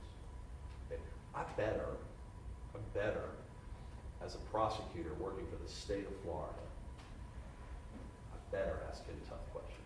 You should not walk out of this courtroom wondering anything. And the fact that I held a picture up and said, yeah, you act like you didn't know this girl. So I pursued that. I had better pursue it. Are you dating any other white girls? That had nothing to do with race. You know what that question was asked for? I'll tell you exactly why I asked that question. You're in there trying to sell to the detectives? I don't know this girl. So the next one, wait, are you dating a bunch of other white females? I don't care who he dates. That's not, the question was not posed has anything to do with race. It's to clarify what he was trying to sell to the detectives. And then he answers, oh yeah, six or seven others.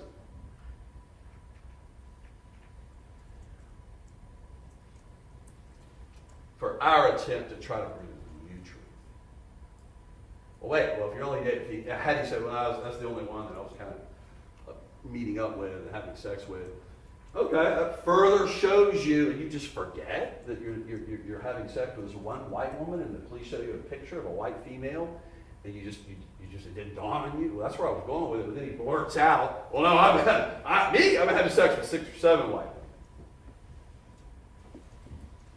Come on, buddy.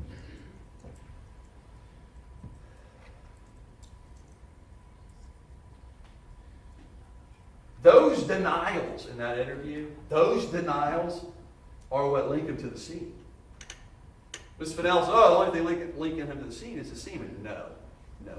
Each time, when we counted them, there's 9 groupings of this, 10 of that, 11 of that, 30 times, anything that had to do with tying him to that scene, I never walked from the Quality Inn towards work. I never walked east to west. Why is he saying that? Once the detectives confront him with that, why does he say 8, 9, 10 times, I never walked, but yet, his roommate, Goolsby, he walks.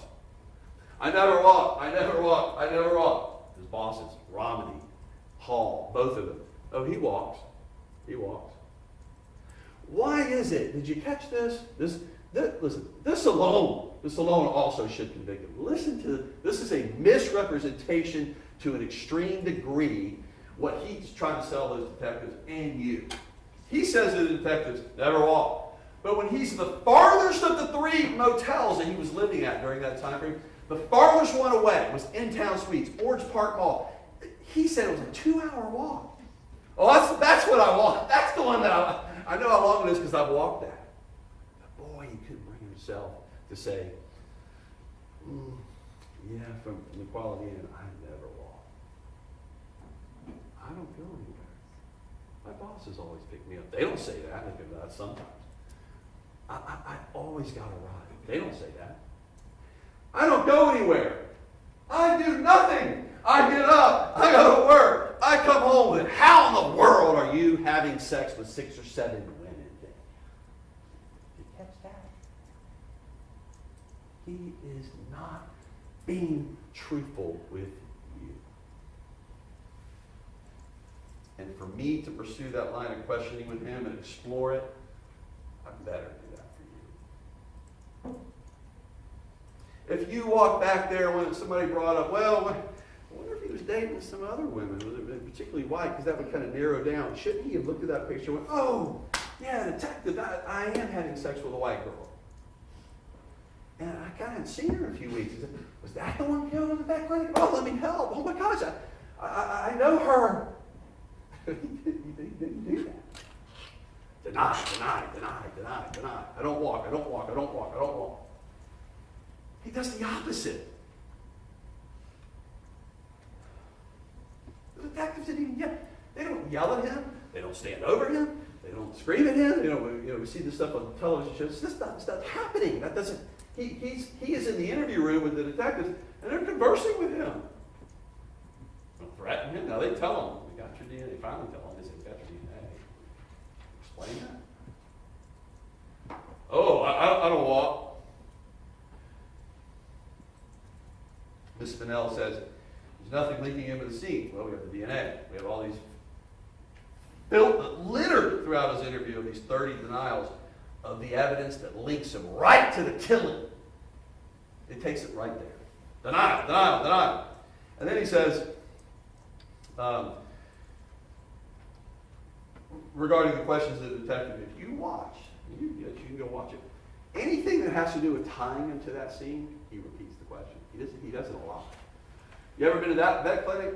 Have I been to the vet clinic? He repeats the question because he's got it churning in that mind. I'll talk about that in a minute. He's got it churning in his mind. Things are on to me.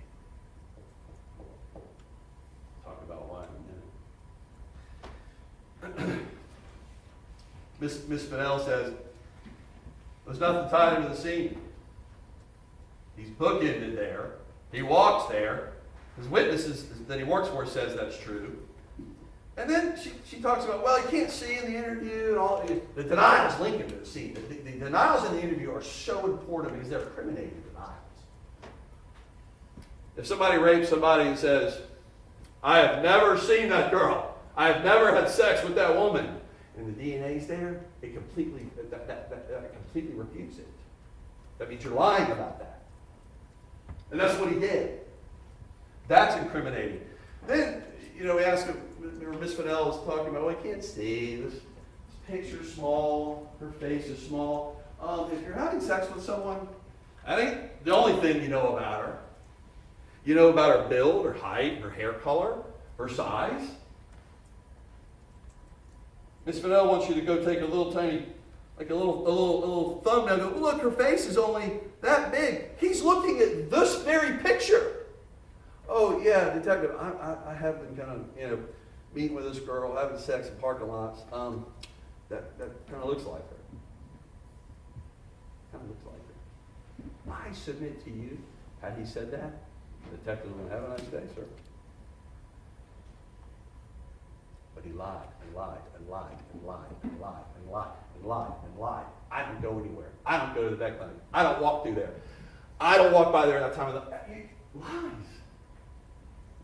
That ties him to the scene. These denials are tying him to the scene. And then the book has what we've never said. Well, what's and you can look at it. You can look at the picture yourself. He can read. He has a book next to his bed. If he can't see, why would he have a book? It's a book. You can pick it up and read it. And he has one next to his bed. But Miss Fennell says, well, that time you're struggling with your sight. Forcing down. Come on, folks. There is a boatload of evidence tying him to the scene. One of the most incriminating pieces of evidence is the fact that Romney, forget the clothing, forget that, forget the picking up. It's also from the time of the murder and around the flyers. He was calling me every day for a ride. I get up here and I cross him and I say, sir, you heard Sean Romney, he's making that up. I couldn't call him. I didn't have a cell phone. You got a phone in your motel, don't you? No. Lied right there in that witness stand. And why do we know that? Not because I'm telling you. I'll show you. Look what's in the motel room. Watch your screen. In the top left-hand corner on the middle table is a telephone. I am showing you what's been marked as state aid. Look what sits right there on that motel room, middle table, and the words that came out of his mouth were, no phone in my room. That's what he said to you yesterday.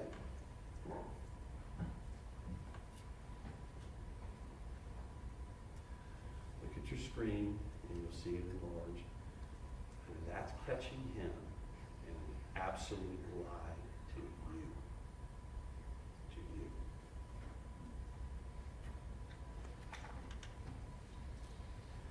Now, Ms. Fennell says, well, this is a case where time is important. Okay? This alone should convict him. Now, you're going to be stacking all these. You're going to compile it all together. All the evidence shows beyond to the exclusion of all reasonable doubt. This defendant is guilty of both of these charges. But watch this one. And did you catch this? His own roommate, Mr. Goolsby, says he gets up at 4 and leaves at 5. He gets up at 4 and he leaves at 5. Sometimes walking, sometimes catching a ride.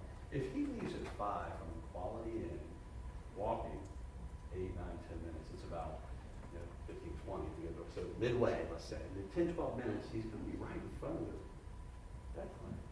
Right smack in front of it. If he leaves at 5, 4:59, 5:01, he's walking in front of it at 5:10, 5:11, 5:12. You know what she's doing at 5:10, 5:11, and 12? Fact, can't argue with it. Facts are stubborn things. She's at that store, 5:10, 5:11, 5:12. And 1 or 2 minutes after that, she's pulling out of the store and about to turn into her vet clinic. He's walking right. His own roommate puts him walking right by her. he leaves at 5 every morning.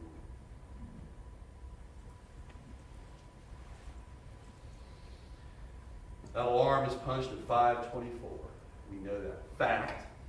Another fact that's very stubborn, nobody can argue with it. It is a fact. She got in the clinic and punched the code. Listen folks, perfect timing for him to work his way down, like sneaking in that gate, following behind her in those dark shadows. Wait till she kind of makes her way back out of the clinic, heads into to the kennel itself, and the attack is on. Those are facts you can't argue with. Ms. Fidel puts a lot of stock in these employees that are looking backwards 3 weeks to try to remember, Tuesday, time sheets is 7, he's here between 6 and 7, and 6 is 30. If she's in at 5:24, and the attack is on 3, 4, 5 minutes after, 5:30, let's say, takes 10 minutes to do, you see the deed that he did, how, he is a power and control, absolutely. Miss Hazel said, absolutely.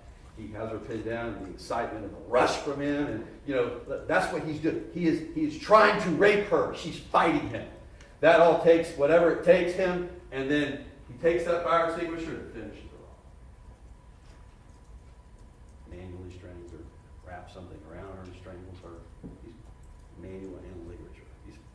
He's eliminating her from this earth. Miss Fidel says, well, this prior, what if his prior, well, why would he wear a condom? You catch that? Listen, it's 2007. He himself in his interview makes a comment. If it was me, y'all would have had my DNA, but that's where he was going with that. Did you catch that on the witness stand? If it was me, I would have it by now. Paraphrasing, counsel. Listen, that almost caused him, this courtroom in front of you, to go, yeah, I did say that, didn't I? You saw it. He was shot at 3 weeks, 24 days later, after the crime. The detectives had him there going, got your DNA. And boy, he turned on the denials right after that.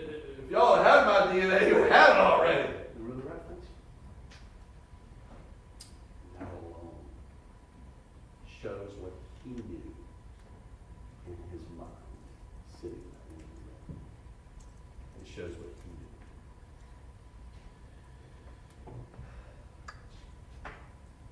knew. And she brings up, I think, well, Detective Kachalovich wrote his reports after they arrested the defendant.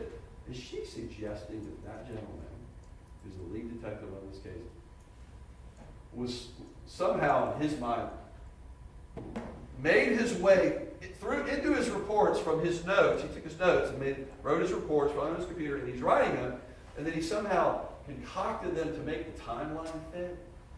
Is that what she's suggesting that a law enforcement officer of that many years would come in here and do when where he's gleaning that information is from a grieving husband? That's offensive. To even allege that a detective would do something like that. Well, another detective wrote something. Didn't he write something, Detective Chalovich? Didn't one of your partners write? Yeah, she would have left it. Listen, the one that knows and the one that remembers is Shad Boyer. That's his wife. And then the counsel, well, you don't need to get this truck out of the scene after they called. Did you remember what the man said? My truck was in the shop.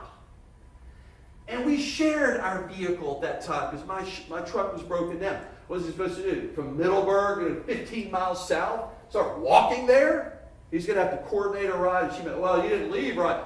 When they called you from the vet clinic, you didn't leave, did you? He goes, no. And she kind of left it. Folks, he had just told you on direct examination that his truck was broken down. How dare counsel say to you? Objection, Your Honor, this is off the chain here. Folks, here's the point. How in the world would Shad Boyer get there not having access to a vehicle? How? counsel makes that a point to you to try to force, make you speculate. That's not what reasonable doubt is. Now,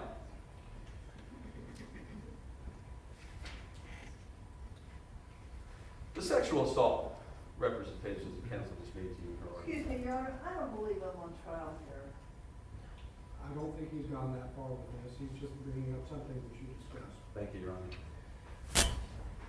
His lawyer brought up to you in this trial that there's no evidence of sexual assault. Let's talk about what came from this witness stand. Dr. Sherman, evidence of sexual assault. Bruising on the arms, bruising on the shoulders, bruising on the inner thighs. And wait, let's just forget all that. Just forget that for a second. How she left? I'm not going to bring the pictures up anymore, okay? How she left? Is that a burglar? Why is she on the pavement, 30 degrees, her legs are spread, completely almost completely naked, left in the midair? Look, I asked you, juries, you do not give it common sense. And while experts argue, differ, literature, and this and that, listen, you tell us, and you will tell us, and it is abundantly clear with the amount of bruising on her. Listen, there's no other conclusion. That's what the state of Florida submits to you. And that's why and listen, you know, when you have a picture that you see, and it is graphic, and we are so very sorry, but when you enlarge that and you see what you see, you can see the glistening. That's there.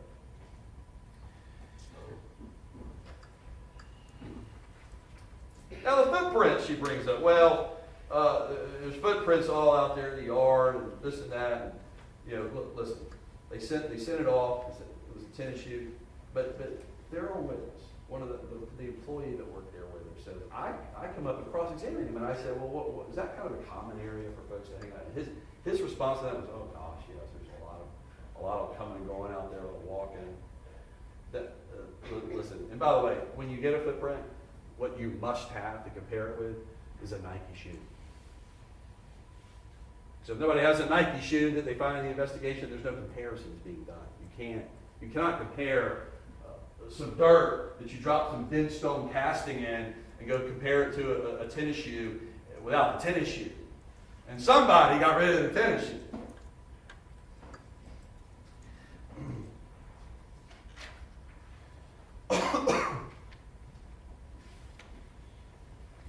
Now, one of the other arguments we have heard is that, well, the timeline doesn't fit, doesn't work. He had no time to clean up.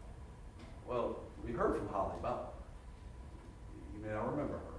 She's one of the two girls that found her. We didn't call three. We didn't call the girl that actually walked in and saw what she saw. We called Holly Butler. We called Joy Ortiz. And I think it was Holly Butler. She came in here and she testified. Tell me about her schedule. She went through all that, and then she says this. We showed her a picture. Would Andrea Boyer have left a hose like that? Oh no. That hose would have been rolled up. Even when she used it, she says it would have been rolled up. And you can see it in the photographs, it's unraveled. Somebody's turning on water, using that hose and washing themselves off. And Ms. Fennell says there's no time for him to clean up. How long would it take somebody to turn on a hose and wash the blood off their hands? They even tried to get it off his shoes. Clearly, when they went over the fence, he missed something. There's clearly blood on that fence post. How long does that take? 60 seconds? And yet she comes in and argues to you, well, there's no time to do it. Is that really? There's plenty of time. Then she says, well, he went to work the day after day, and he couldn't have done it. He went to work. He kept going to work, and he went to work the rest of that week. That's what. Listen, he blends in. That's why the prior victim that you heard from is also important. It overcomes this consensual sex thing. He's surreptitious in his attack. That's what he was. He was surreptitious. He was sneakily. He found a dark place. He saw her pull in, follows in behind her, he does what he does. It's exactly what he did in the first case. So, who he thought the mom was that left. He comes in, he backs sliding glass door in the second floor apartment to get to who he's trying to attack.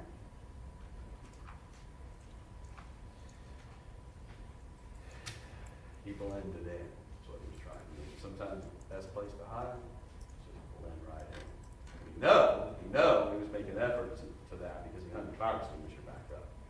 Let's just put that up here. Maybe he won't catch it. Put it back on the wall. Now that interview, and the last thing I want to say about the interview, listen.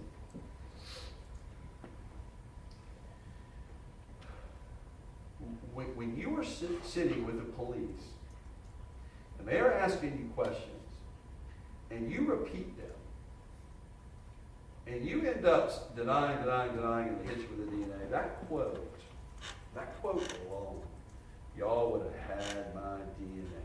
Quote. That quote right there. Listen, I want you to go back and find it in that interview. Listen to what he says. Listen to how he says it. Like almost, yeah, man, if y'all would, it's almost like he's saying to the detectives, y'all are lying to me. You don't have my DNA. And they said, no, it takes time to process. They tell him that. That's important. Because he's thinking he's sitting in there in the clear. And then go to the end of the interview. Take that thought and then connect it to the end and listen to it. He says, well, you know what's going to happen next, Michael. He goes, yeah, y'all are going to arrest me. That's what he said. He knew exactly what he had done. He questioned it at first, like, if y'all had my DNA, you would have had it back by now. That was kind of a paraphrase. And then he says it again, you know what we're going to do now? Like, yeah, you're going to arrest me. That alone tells you what was in his mind. Sitting in that interview room with denial after denial after denial after denial. I don't walk. I always got to ride, etc., etc.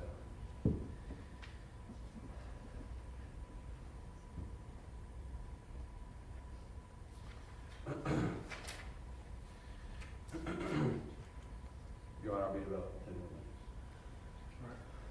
minutes? Now, Miss Fidel kept referencing these steel-toed boots. That, he was arrested in boots. Well, he's arrested in steel-toed boots that day. That means he's wearing them. That's what he walks around in. That means and so, listen, the answer to that is this. And I rebut that with this. And I'm asking, I'm always taking you back to the evidence. And I'm always taking you back to what we have. And I'm not asking you to speculate. I'm not asking you to guess.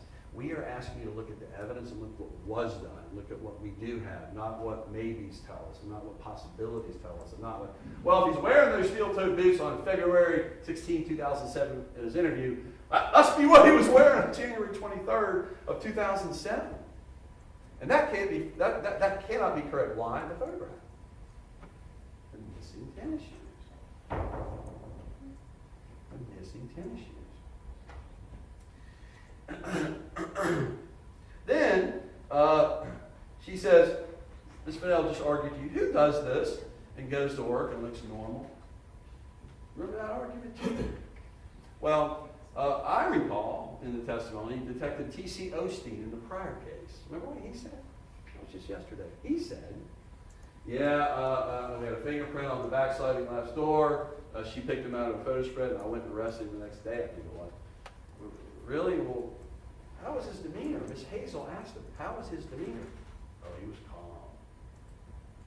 You remember that? So when Miss Fennell says, who does this? He just goes to work. He's sitting right before you. That's who. For him to be calm at age 16 and be arrested for that, well, when he's 37, do you expect anything else?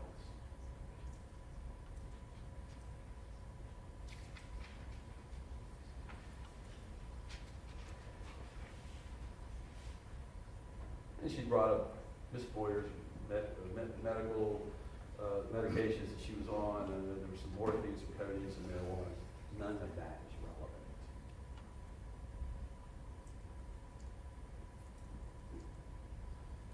When Shad Boyer comes in and says, yeah, we smoke marijuana, that has nothing to do with her credibility because she's not here.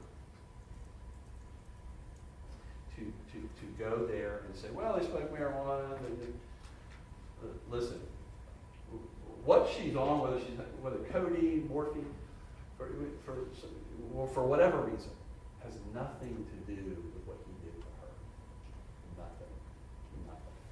Nothing. And she talked about Mr. Boyer, and talked about his ability to recall, and he was upset that morning, and things of that nature. Let me just, what Shad Boyer did was endure the loss of his wife.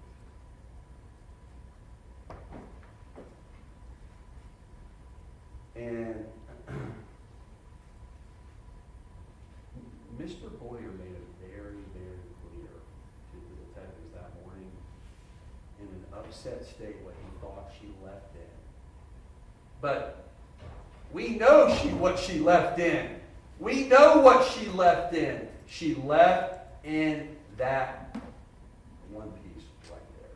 We see it on the kangaroo video. Why is counsel, again, trying to make you speculate and challenge his credibility when it's on video?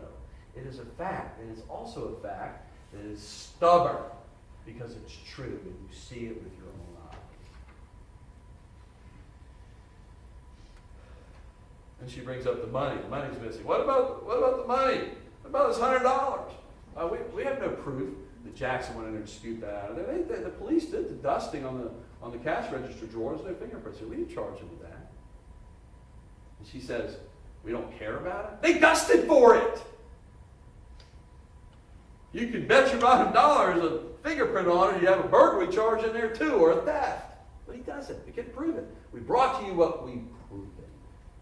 Again, not speculative. Well, what ifs? What about that? Does the state of Florida not care about this $100 that's missing? Then Ms. Fennell talks about the knife. You know, this is a flimsy knife. You can hold it up to somebody and threaten them without touching them with it. You can get scrapes and cuts on things other than a knife. That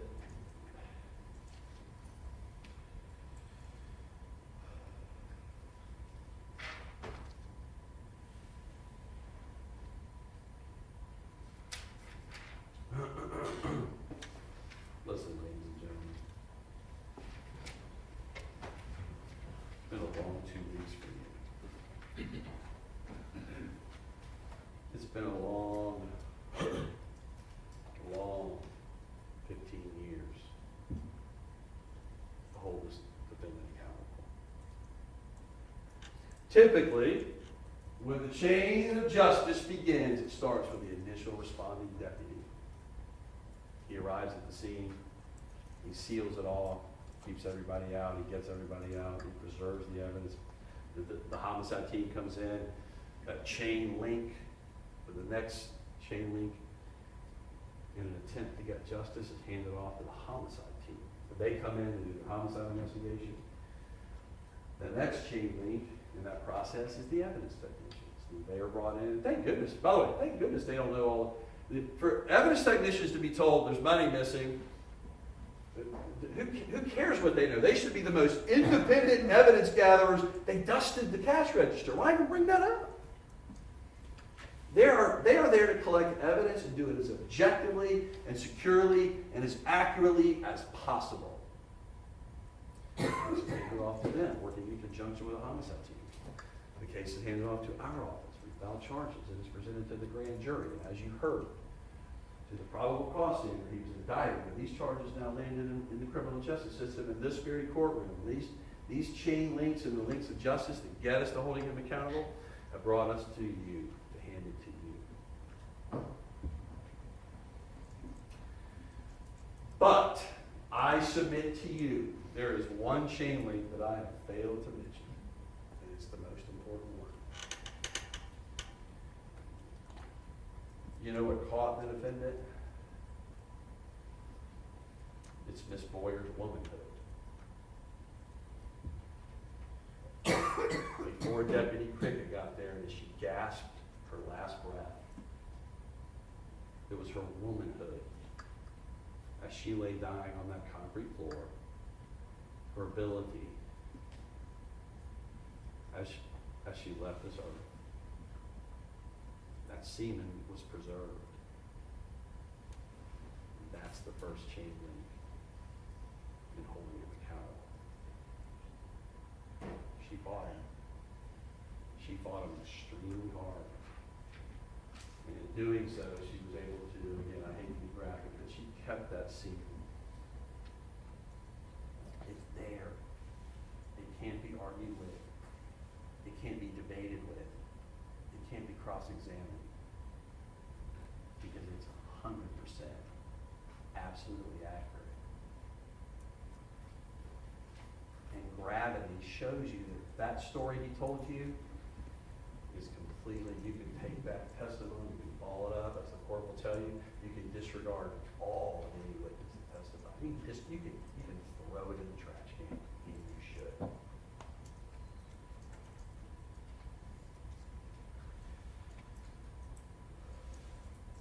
Partial justice is not full justice. Full justice is convicting him of the highest crime we have proven to you. Ms. Hazel, Ms. Terry, and myself have had the privilege of presenting to you the case in the state of Florida versus Renard Jackson. It is now your turn to hold him fully accountable, bring Andrea Boyer full, complete justice, and convict him as charged for first-degree murder and the sexual battery. Thank you.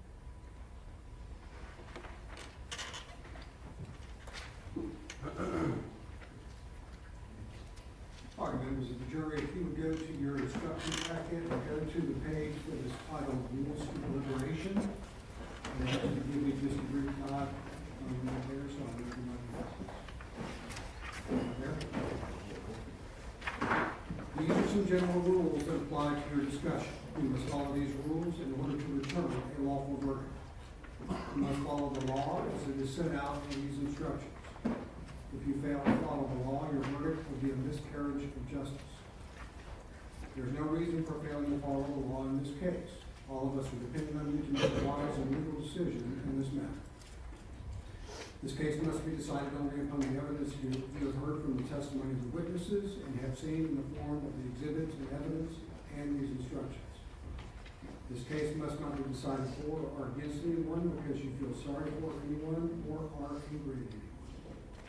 Remember, the lawyers are not on trial. Your feelings about them should not influence your decision in this case. Your duty is to determine if the defendant has been proven guilty or not in accord with the law. Whatever verdict you render must be unanimous. That is, each juror must agree to the same verdict. Your verdict should not be influenced by feelings of prejudice, bias, or sympathy. Your verdict must be based on the evidence and on the law contained in these instructions. Deciding a verdict is exclusively your job. I cannot participate in that decision in any way. Please disregard anything I may have said or done that made you think I preferred one verdict over another. During this trial, I have permitted you to take notes. You will be allowed to take those notes into the jury room during deliberations.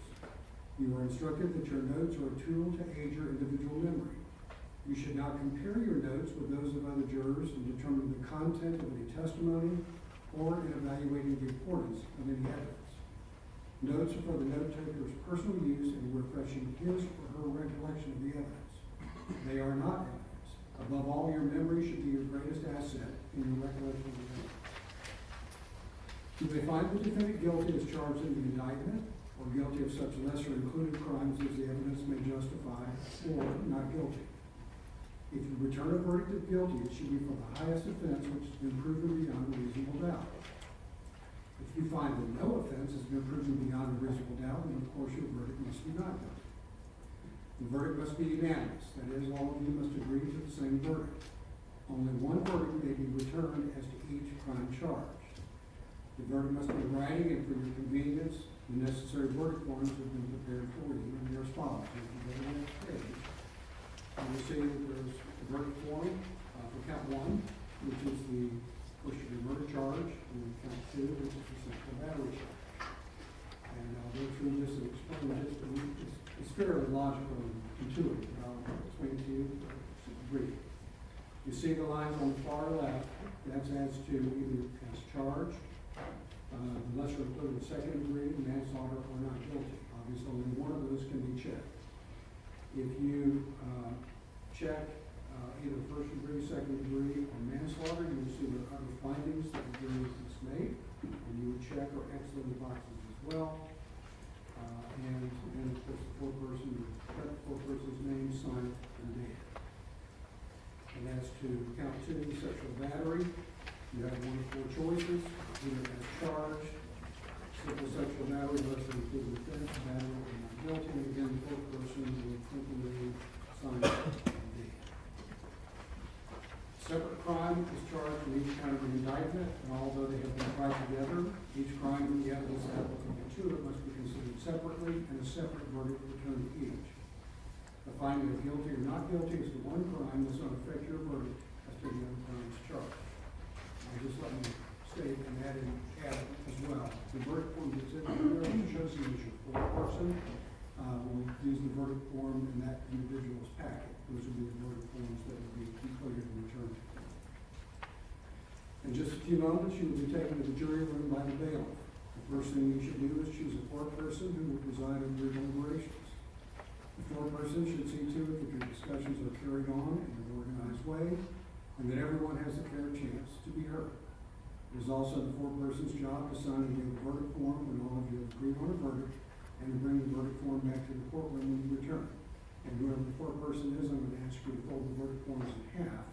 You will come in, the bailiff will take them from you, and the bailiff will bring them up to me for review. During deliberations, jurors must communicate about the case only with one another and only when all jurors are present in the jury room. You are not to communicate with any person outside the jury about this case.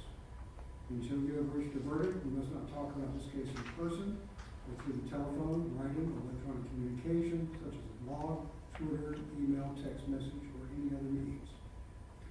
Do not contact anyone to assist you during deliberations. These communications rules apply until I discharge you at the end of the case. If you become aware of any violation of these instructions or any other instruction I have given in this case, you must tell me by giving a notice to the bailiff. Any cell phones, tablets, laptops, if you have those, of course, those will not go with you into the jury room. We're not allowed to have you take those in there. If you need to communicate with me, send a note from the bailiff signed by the foreperson. If you have voted, do not disclose the outcome of the note. If you have questions, I will talk with the attorneys before I answer, so it may take some time. You may continue your deliberations while you wait for my answer. I will answer any questions if I can, in writing or orally here in open court. During the trial, items were received into evidence as exhibits. You may examine whatever exhibits you think will help you in your deliberations. These exhibits will be sent into the jury room with you when you begin to deliberate. In closing, let me remind you that it is important that you follow the law spelled out in these instructions in deciding your verdict. There are no other laws that apply to this case. Even if you do not like the laws that must be applied, you must use them. For 2 centuries, we have lived by the Constitution and the law, and no juror has the right to violate rules in our state. And as members of the jury at this time, and you will retire to begin your deliberations.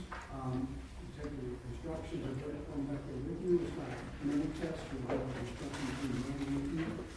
And I will ask jurors number 13 and 14 if you will please stand by to do our alternate jurors.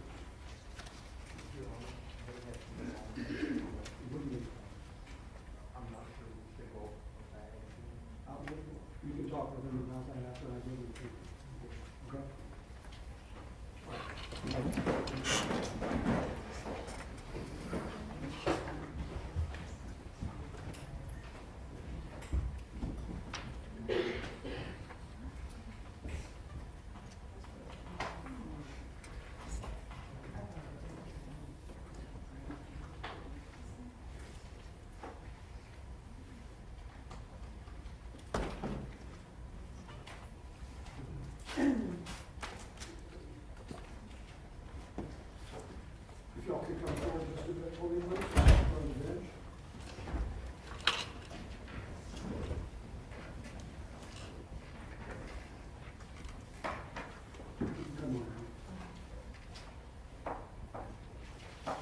behalf of the parties and myself, I want to thank both of you for the very important work that you just did.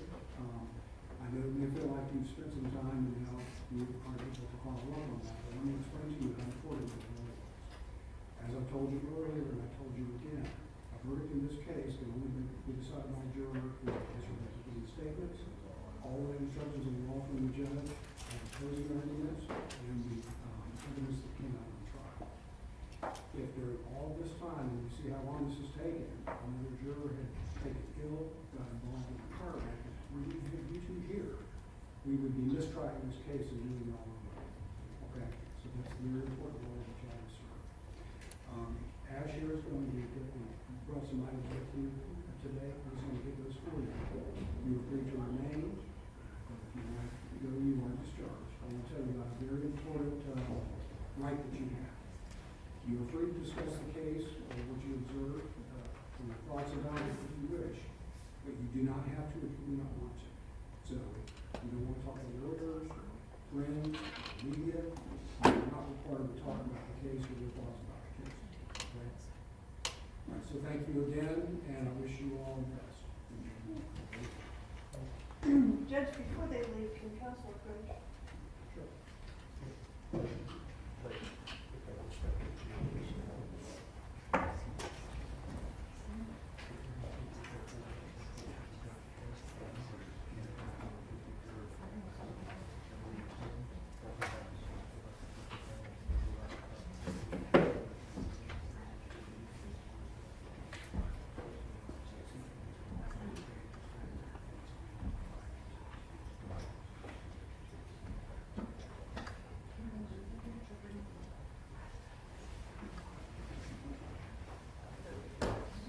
Yeah, you need to hit it.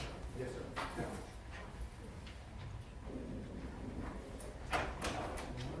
Recess until we go on to the question of the verdict.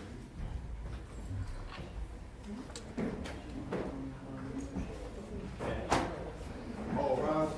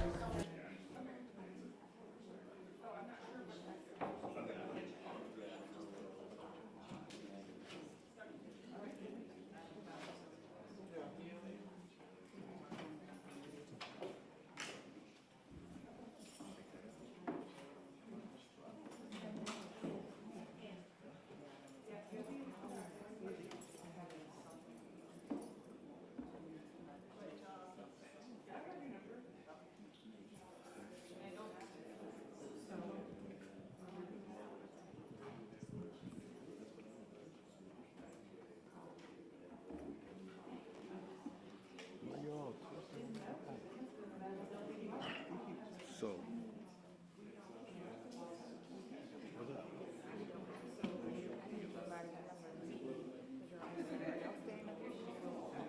Yeah, we come to release. We'll be here at least until.